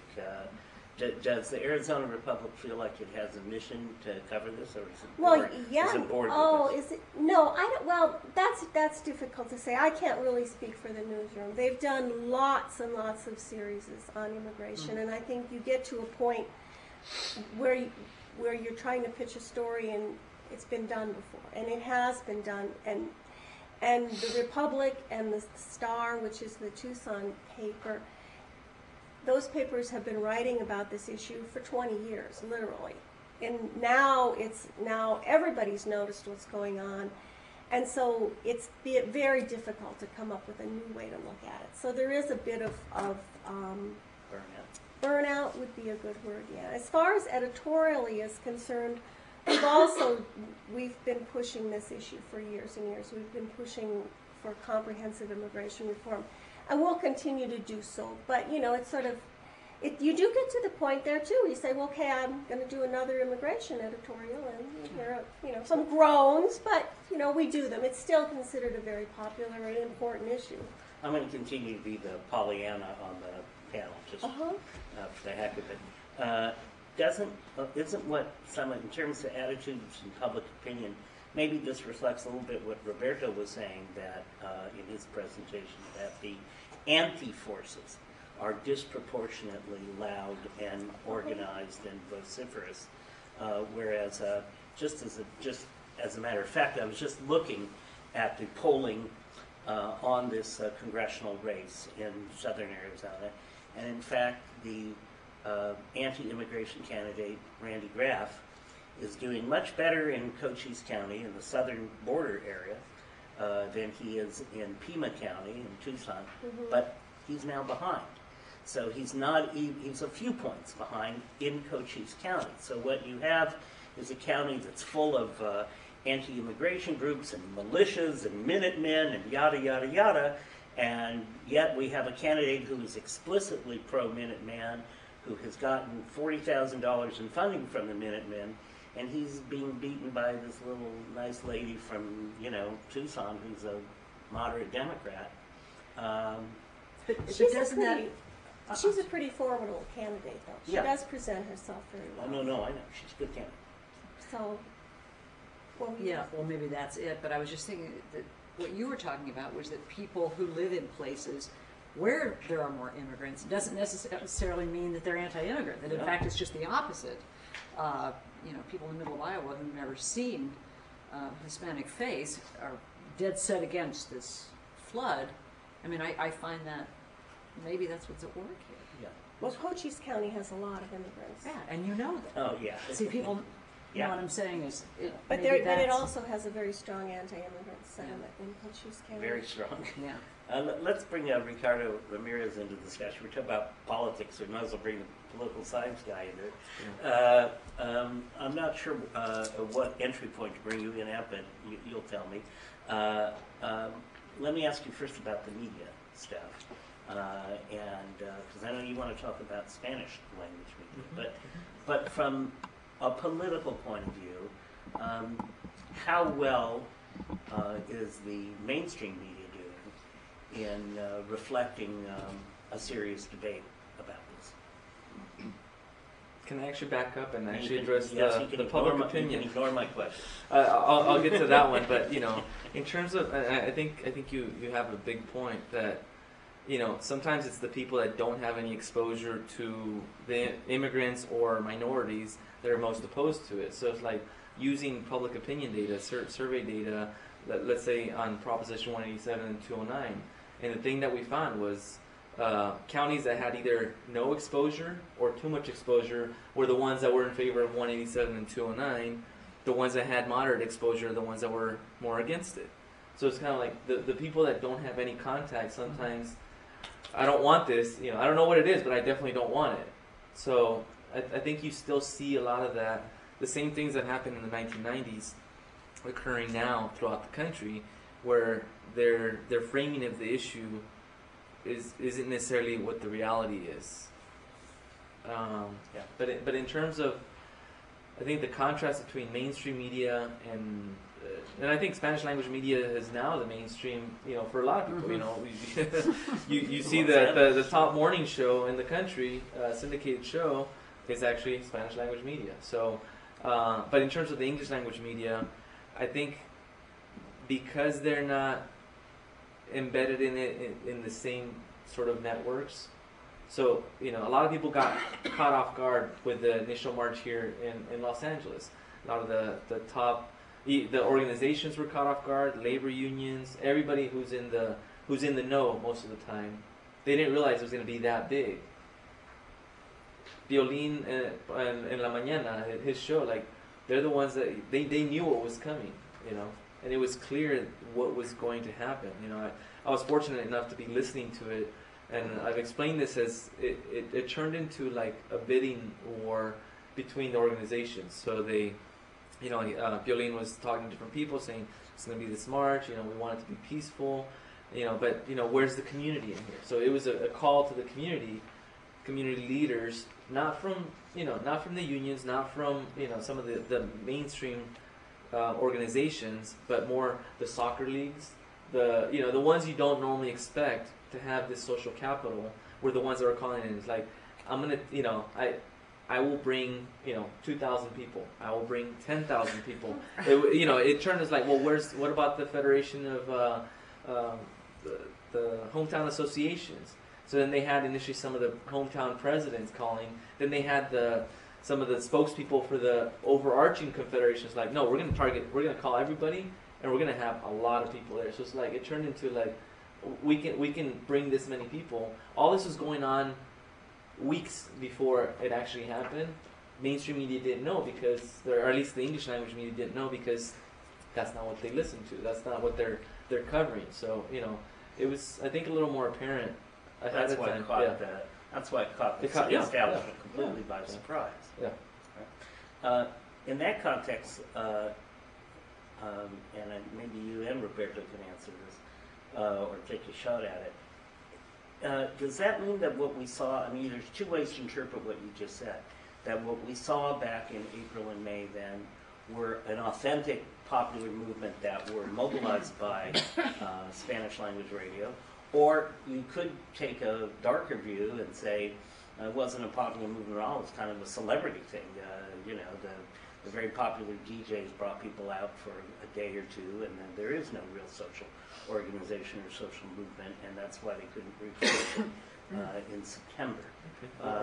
There's two alternatives.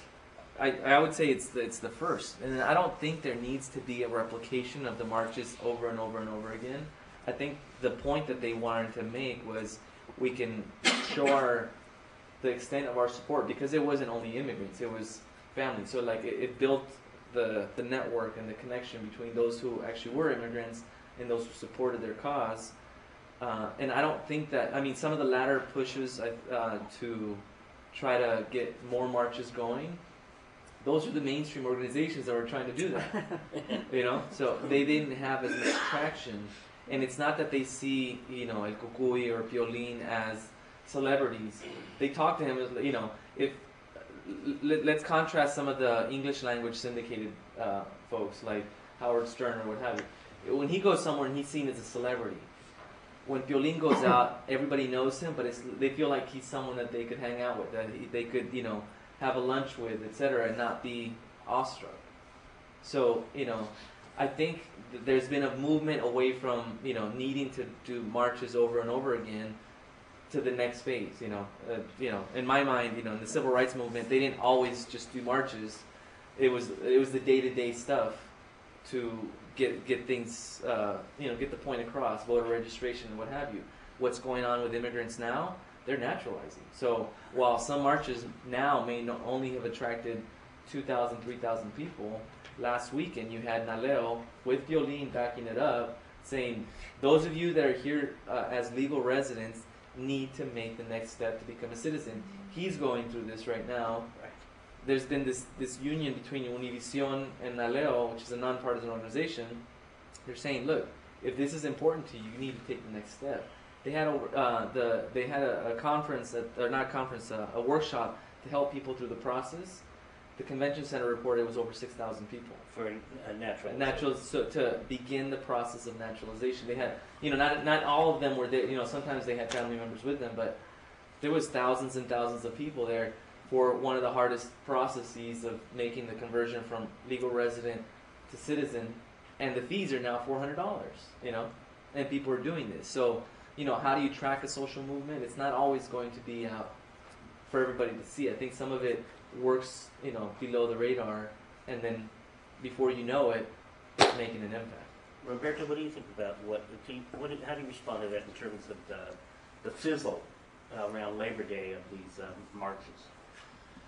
Well, you know, there some of the elements of a successful social movement were there, but it was not clear that all of them were there.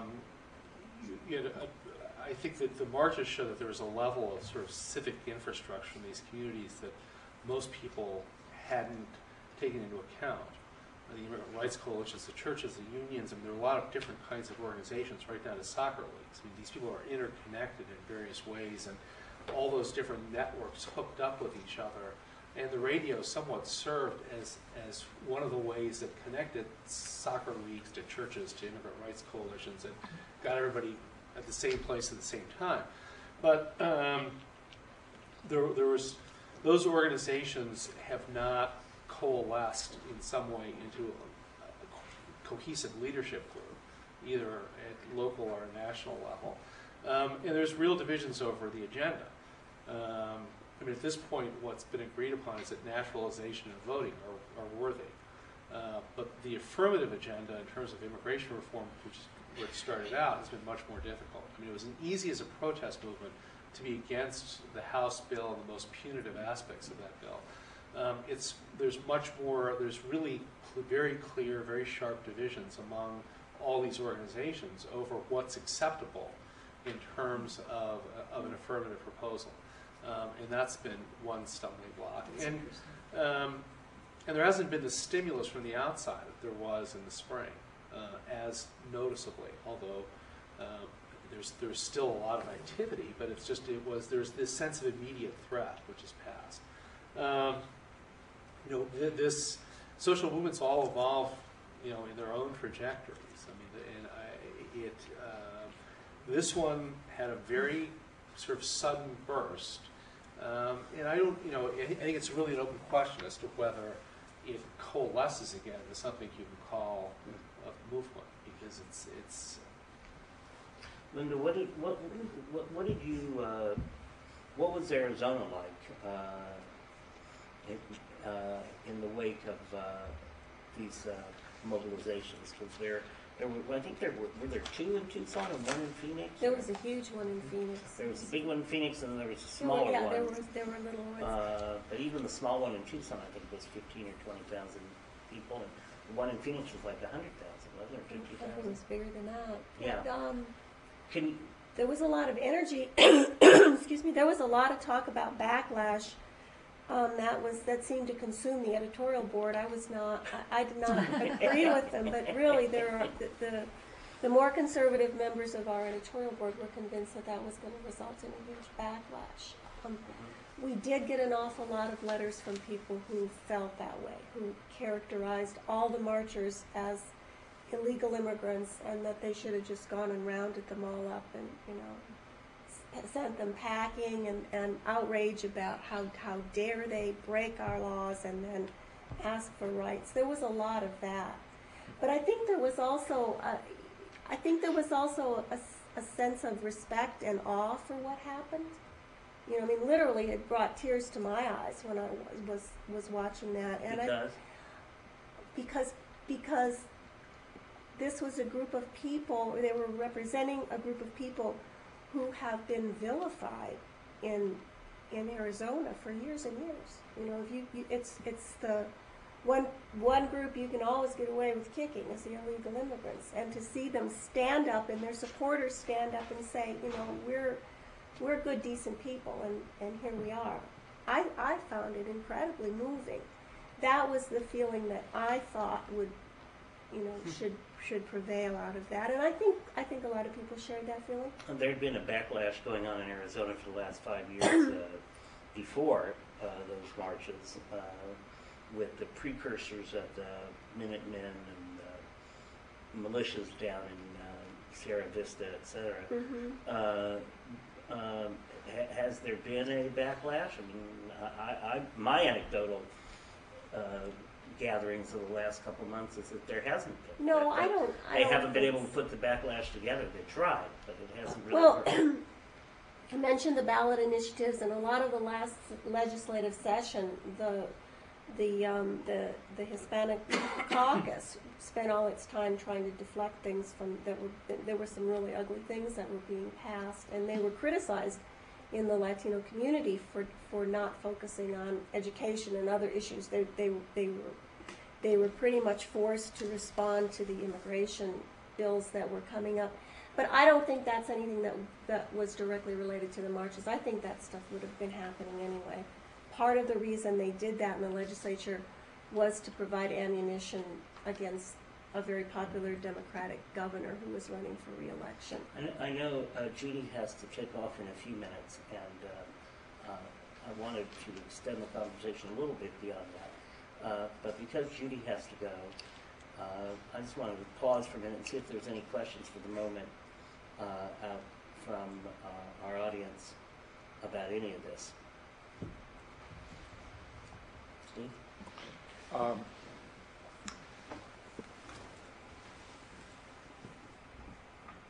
Debating whether this is a naive question of thinking about television organizations and the potential value of young people doing stories on other young people in terms of trust building and framing.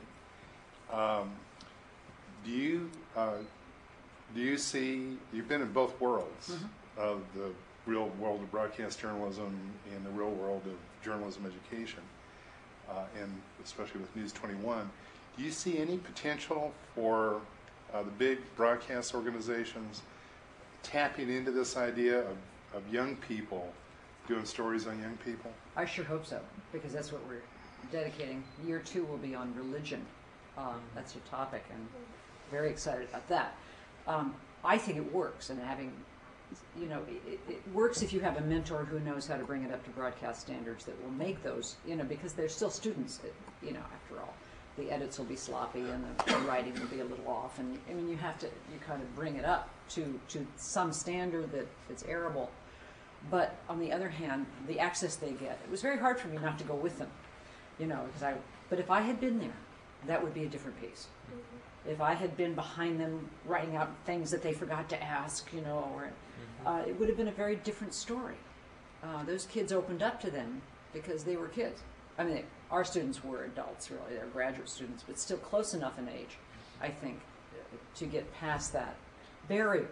A lot of what network news and television does, I don't know about local television, but is that they give great lip service to this demographic that they want. We've got to do things for young people.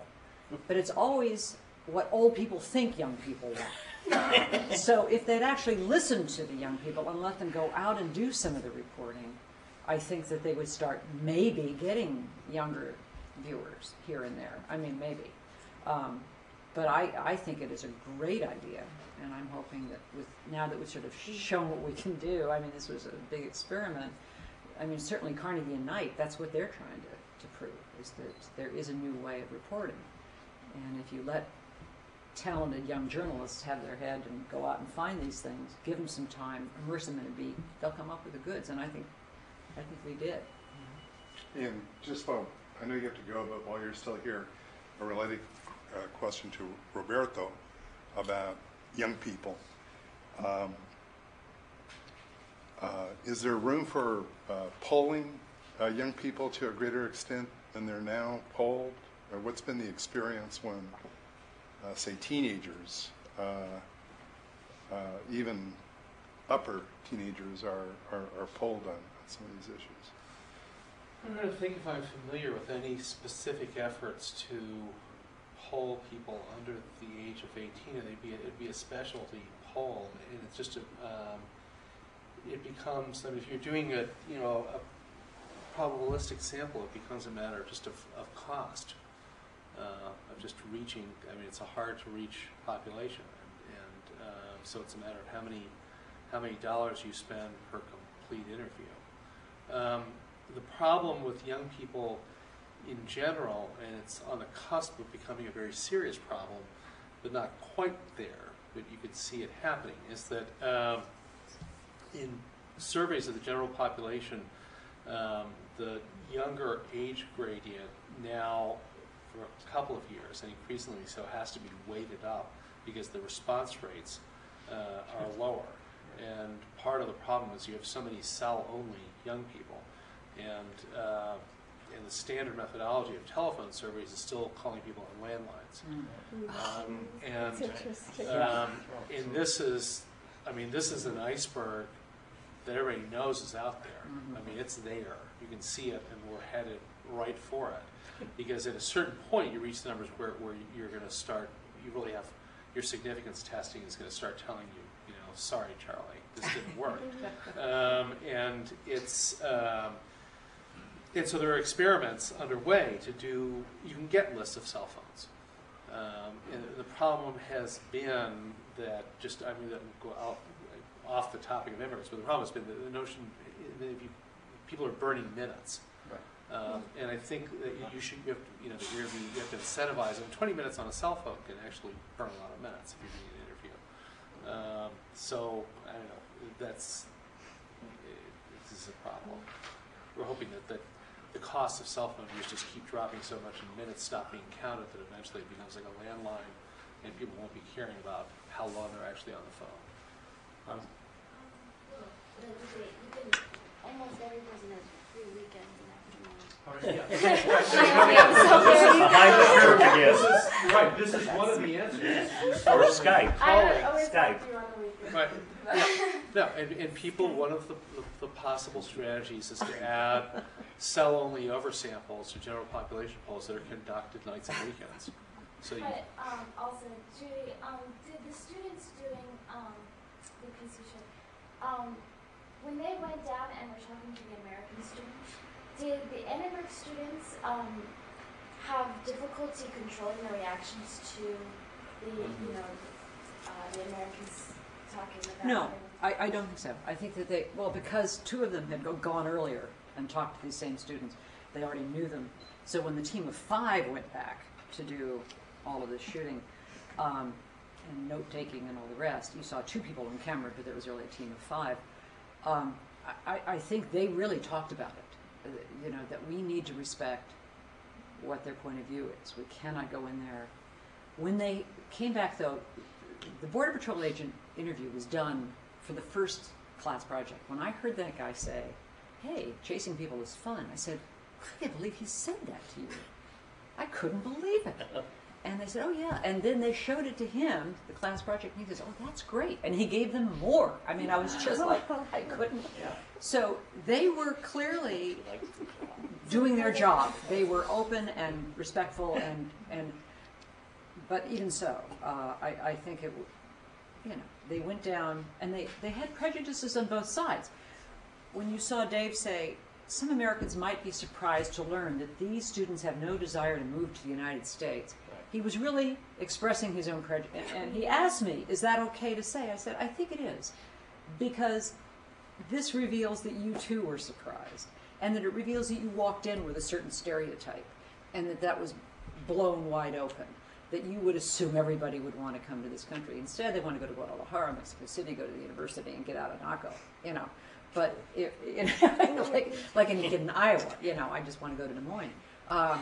So, it was startling, and I thought it's okay to have that, because it is a surprise to you. You are who you are. Go ahead and frame it that way. And as you know, if you live in Naco, Sonora, you don't really dream about going to live in Naco, Arizona. Right. Exactly. You should at least aspire, especially after you see this piece, to Tucson, maybe. Judy, can I ask a quick question? Yeah. You said when you were giving the intro for that some of the students were concerned that the American kids came off looking not as bright. Did they edit the final piece to try and balance that? No, I don't think they did. I mean, I think they used what told the story, and I think it was fine. I don't think anybody came off sounding, except when you say, I have no desire to go to Mexico. Well, yeah. I mean, it's pretty startling. But I think this was right. They called me right after they'd done the interview in Mexico, and they were blown away by how much good material they had, how articulate the interview was, and where they'd been pulling teeth on the American side. I think they were so startled by the difference. But I think in the end result, it didn't come across that way. Well, it did come across that way. Yeah, I was just wondering how much of that. I was wondering if that was pre or post editing. No, there's not much you can do with the truth. I mean, at some point. But well, you might have left out even worse comments. We teach that in a different. No, believe me, we didn't leave out anything worse. Did the students at all get into with the American students? I kept hearing them refer to the bad people and chasing the bad people. Did they talk with them at all about why do you think the people are coming over here? Why do you think these people are crossing the border into your town? What do you think things are like in Mexico? Did they touch on that at all? Are you resident? Would you like to sign up for News 21? That would have been a good question. They did not ask it. That's one of my frustrations. I come back and I'm watching these interviews and I go, did anybody ask? That's my frustration, is that some of the things I wish they had asked, they didn't. And that's part of the learning experience. They came back and wished they'd asked some things. They came back and wished, one student said, the one thing I learned about this summer was you never have enough B-roll. They learned a lot of things. But that was certainly a frustration on my part, and that's a very good question. It would have been a good question. Jonathan, and I know Judy's got to go in a couple minutes. I can ask it later then, because my question's actually for the professor. Anybody else for me? No. Judy, we'll let you go. Thank you very much. And anybody want to get the website to see all these things? Send me a note, and I'll forward you the URL on this. Jonathan, you had a question? My question, because the story that we saw seemed to illustrate how the fence creates this great polarization between one side and the other side. And I'm a big soccer fan, and my favorite soccer team in Mexico is Chivas de Guadalajara. Is your team too? And even in the United States, I have a Chivas jersey, and there seems to be a big following of Chivas de Guadalajara, and the Chivas even came over and played in the Coliseum and attracted 90,000 people. Now, there's also a Chivas USA team, and the Chivas USA team has same owner, same jersey, even similar players, but they don't seem to have this die-hard following. Why is it that when you look from the outside, these two teams look exactly the same, the Chivas de Guadalajara is viewed as the authentic team, whereas the Chivas USA team is sort of shunned off. At least that's what it looks like in my opinion. I mean, I actually have given that one some thought, surprisingly. I mean, the thing that makes Chivas, the Chivas team in Mexico, like the Mexican team, is because by whatever charter that they had, like the owner has made it to where only Mexican born players or Mexican people who have no, they all have to have some sort of Mexican descendancy. For all their players, right? So all the rest, like an import players or whatever, and although the owner wanted something like that for when he expanded to the Chivas USA team, it's not, right? He tried that initially, that didn't do very well because of a lot of the caps that they have in MLS. So, you know, they couldn't have too many foreign-born players, and there weren't enough Mexican-American players that they could draw on to fill a whole team. It's just the legacy over many years, you know, that Chivas has had in Mexico. You might actually end up getting that longer following, and there might be some intermingling between non-Mexican or non-Latinos who become diehard Chivas USA fans and the Latino fans as well, and that might be, you know, something that you can't get across or in other arenas, and that might be some way to kind of bring people together. I just noticed, though, that when Chivas USA first started, the owners were saying, okay, it's going to be a diehard following, and it never happens. That's why I was curious. Yeah.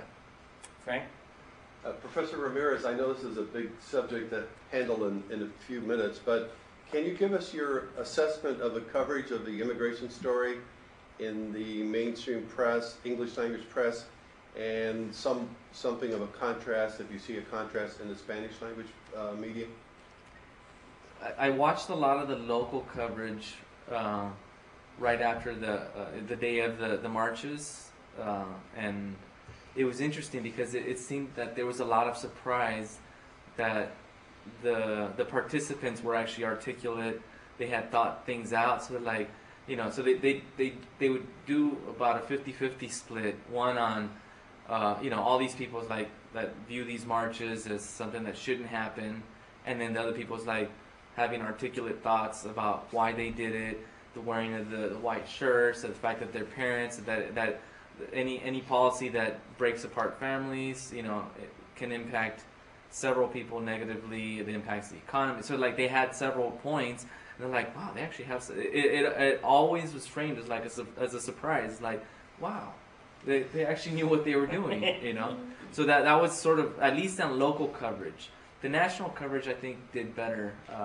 You know, the bigger newspapers, the bigger the national news reports were a little bit better, or actually a lot better. They didn't seem as shocked that, you know, they actually were able to pull it off and have it be coordinated the way it was. How about in general, though? I know, again, it's a big subject, but do you see that mainstream media is getting to the core of the questions they should be asking, or is it kind of a surface level coverage of one side says this and the other side says that? I think right now they're still trying to get at least my point of view is that they're still trying to get a handle on what's going on and whether this is a social movement, how deeply to go into it. Then it gets more complex when you're dealing. I think some of the national media struggles disentangling, let's say, Latino political incorporation in general and immigration. They see both as inextricably linked, and you actually, you know, you have long history of civil rights organizations that have been doing a lot of stuff not related at all. In fact, you know, some of the big organizations like NCLR, National Council of La Raza, don't do very much with immigration. Because of the marches, now they're doing a little bit more. But it's, you know, I think the English language media kind of doesn't make that separation in terms of what these organizations are. And I think, in a sense, they're still sort of reacting to whatever is going on at different points in time. And obviously, they don't have the 4 months that, you know, that Judy was suggesting you need to actually get into the heart of this issue. If they were to spend a little bit more time, I think, on any one story as opposed to having a lot of one-day stories, I think you would get a little bit deeper coverage. Does that sort of address? Yeah. I wanted to respond to that by saying I think it really I think there's a real difference between, especially on this issue, between the print and the broadcast media, because I think that whatever criticism one makes of the mainstream media on issues like this, just as Roberto was saying that there's been no better time in trying to get these kind of stories out there because of the political debate. I think if you look at the coverage of the last 5 years, even in print media, you're probably going to find a lot of good stuff. Beginning with, Sonia's series in the LA Times, and which was not the only one. We had great projects come out of our fellowships.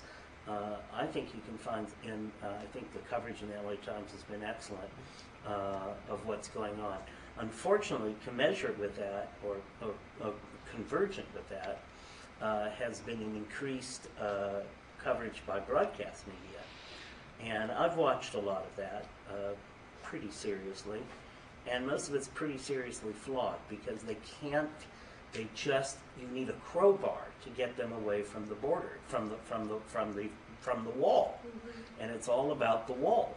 And yes, it's a compelling picture, and it's a legitimate part of the story, but you just can't get them. You just can't shake them loose. And I also think that and this is difficult territory because we've discussed this in other fora, but the Minutemen themselves were a very difficult issue because they certainly have a right to be covered, and it certainly is a story. But having been there personally, along with the reporter from the Republic, Susan Carroll, as well as some of our other fellows, when they made their first big media push, I mean, it really was one of the great media stunts of modern history. I mean, and that's not to belittle them because one's sympathies might be different.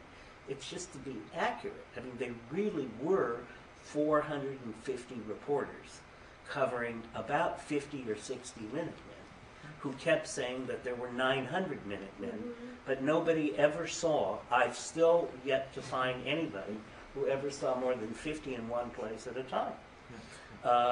And you had, days, a couple of days of wall-to-wall coverage about that. Now, that sort of big spike that you saw last year when they went out for their first media stunt, they haven't been able to regenerate quite the spike. But because that spike went so high, their base level, the base level of those kind of Minutemen groups is still artificially inflated. So, and I want to be very clear about that. They have a perfect right to coverage, and you have to take them seriously to the degree that they should be taken seriously. But the TV people, I think, really went bonkers on that, and they still can't. I don't know. I mean, that's my impression. I can't tell you offhand a good TV series I've seen on it. There might be one, but I haven't seen it. Well, on CNN, there was one, what's his name? Luke Dodge. No. He also did good coverage of Katrina. Anderson. Yeah. When the LA, the second LA one, that one was good coverage, contrasting that to all the other local coverage. That was much, much better.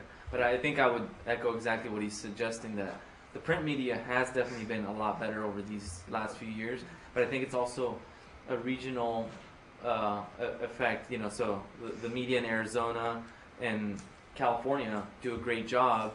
New York Times, once in a long while, had been doing a story, now they're doing more, but it's still more on the surface.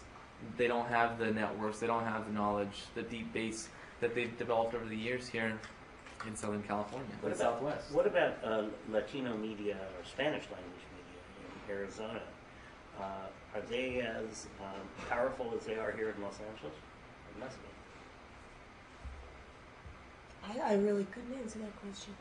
Your polling has been both Spanish language and English language. Is there any significance to that you see? And when we think about assessing public opinion over the longer run, is there any significance to the higher response rate in a language other than English compared to English? And then also, do you have, can you speculate on why that would be the case?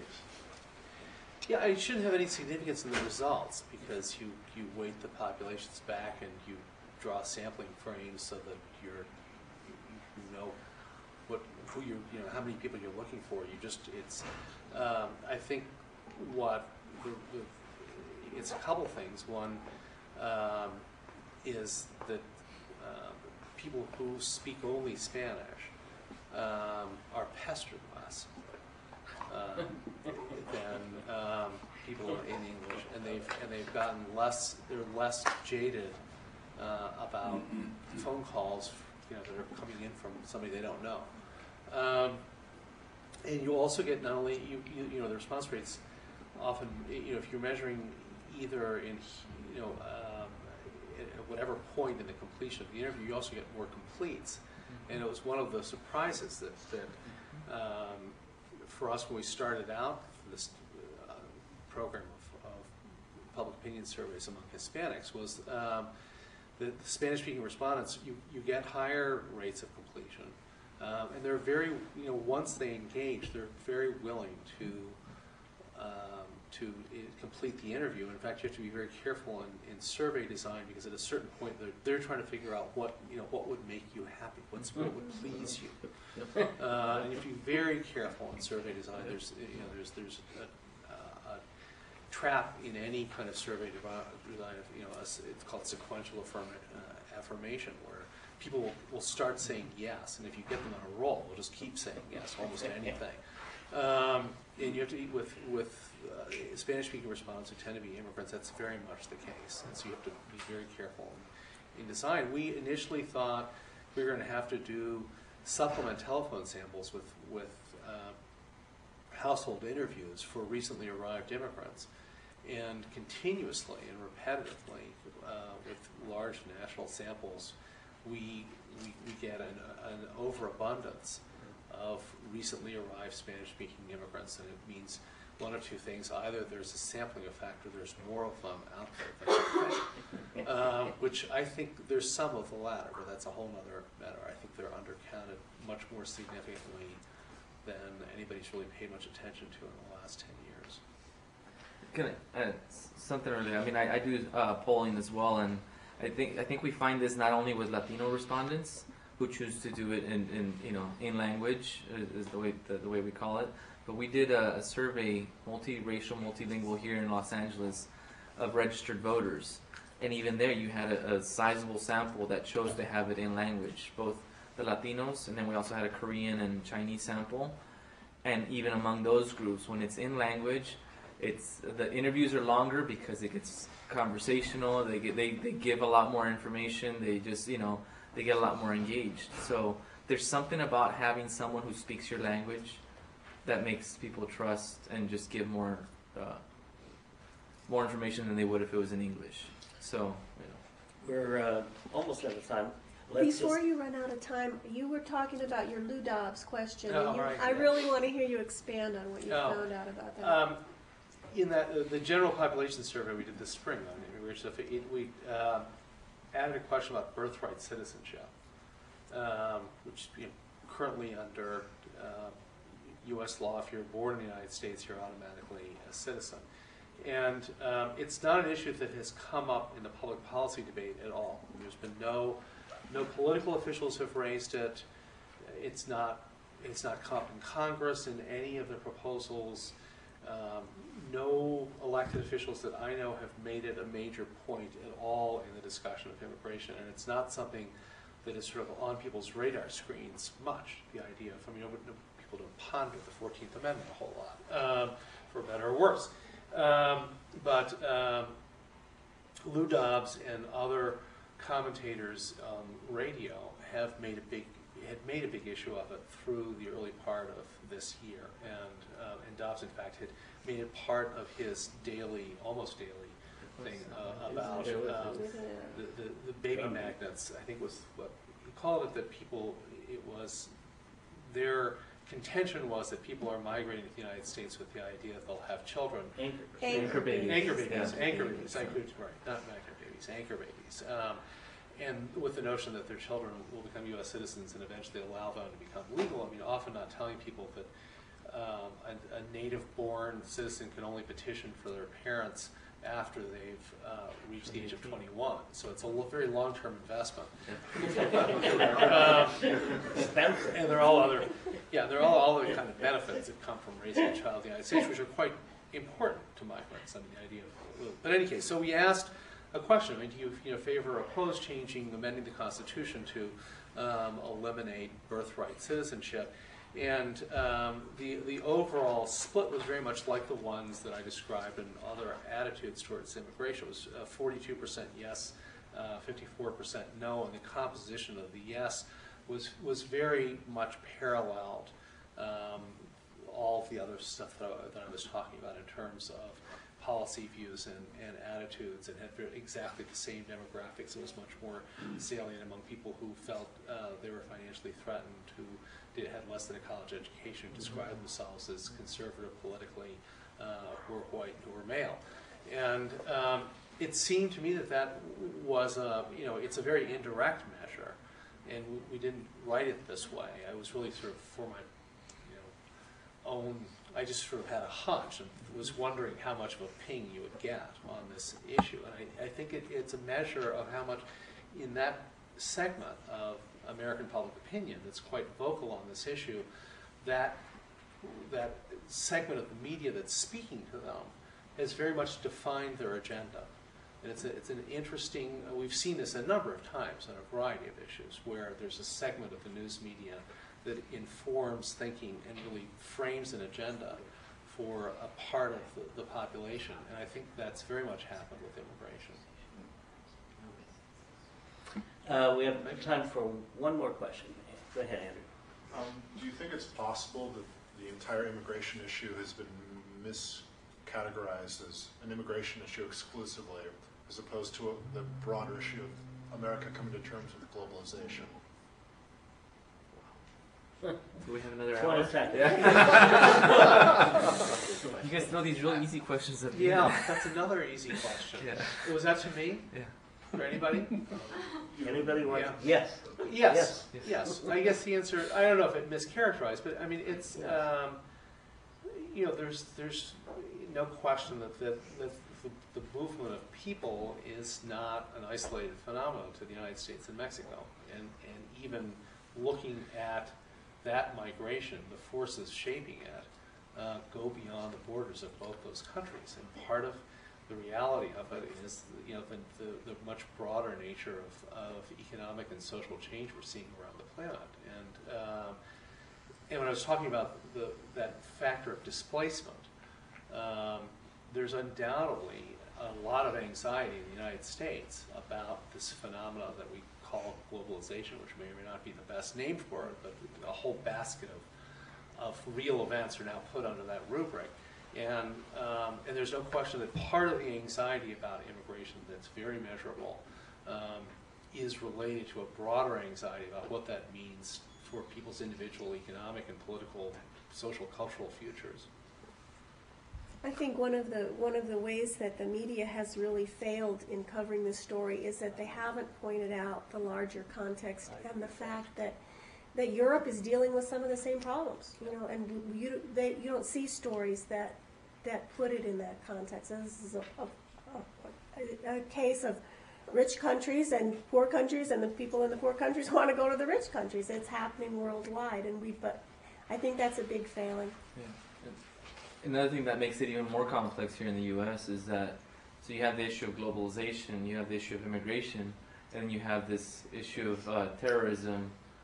And so I'm part of this group that has been doing surveys over the last few months, and it specifically posed this question to Latino registered voters, like, do you feel this big push among the elites in Washington is targeting immigration, terrorism, or both? And a lot of them were basically masking or believe that the issue of immigration was terrorism was being used to basically get a lot of immigrants out of here, not because they're terrorists, but just because they're immigrants. So it's like it gets really complex, you know, when you throw in all these other layers of policy issues that come into play. I'd also say, now to backtrack on what I said to Frank, was that maybe the weakest part of the coverage has been precisely in providing a broader global context for this. Because it raises issues that are very uncomfortable for Americans. I think they're uncomfortable for any country, because it raises the issue of your power or impotence. Because underlying this debate is the assumption that if you just got the policy right, you could fix this. But that's a little bit, when I've written about it, that's a little bit like saying, well, if you just got the retrofitting right, you know, you could eliminate the problem of earthquakes. Because as if earthquakes don't have their own agency. And earthquakes have their own agency, and tidal movements have their own agency, and guess what? So do demographic patterns, or demographic shifts. So the part that I think is absent, if the one part that's really absent from the debate is, and which will always be for psychopolitical reasons, is, well, how much of this can you control in any case, no matter what you do? No matter what you do, how do you manage or direct a flood of humanity that is motivated to move from one place to another for reasons that go way beyond what Mr. Sensenbrenner or Mr. McCain, for that matter, think or say or feel, you know? It's just out of your control. And of course, that no politician is going to stand up and say, well, this is out of our control. But it is, to some degree. And I think that, I mean, I know that's been my feeling to a great degree. I know that you had some similar feelings when you actually go on the ground, not to the fence, but when you actually go on the routes in Mexico that people are using to come up to the United States. Most of what we say in this debate has absolutely no resonance there. You know, nobody in those vans or trucks heading north have heard of James Sensenbrenner or the aerial drones, or whether the fence is 7 feet high or 10 feet high. It's just like, well, I'm going. You know, which I think is probably an experience that many of our own family had 100 years ago, and somebody said, well, you know, it takes 27 days to cross the Atlantic, and you know, the boat could sink, and when you get there, they may lock you up for tuberculosis. And they said, well, great, I'm going. You know, I'm just going. So, Roberta, did you have your hand? All right. Well, with that since I want to thank everybody, I want to thank our panelists who have all been terrific. Each one of these people, for different reasons, was on an airplane yesterday or last night getting here. So I want to thank Roberto and Linda and Ricardo and Judy, who left us, and also want to just acknowledge our director, the director of our institute, Steve Montiel, who runs our empire known as the Institute for Justice and Journalism, Frank Sotomayor, who's one of our senior fellows, and Jeff Baum from Annenberg, because the truth is that none of these events could ever take place without Jeff. He's really great at putting them all together. Thank you very much, Jeff.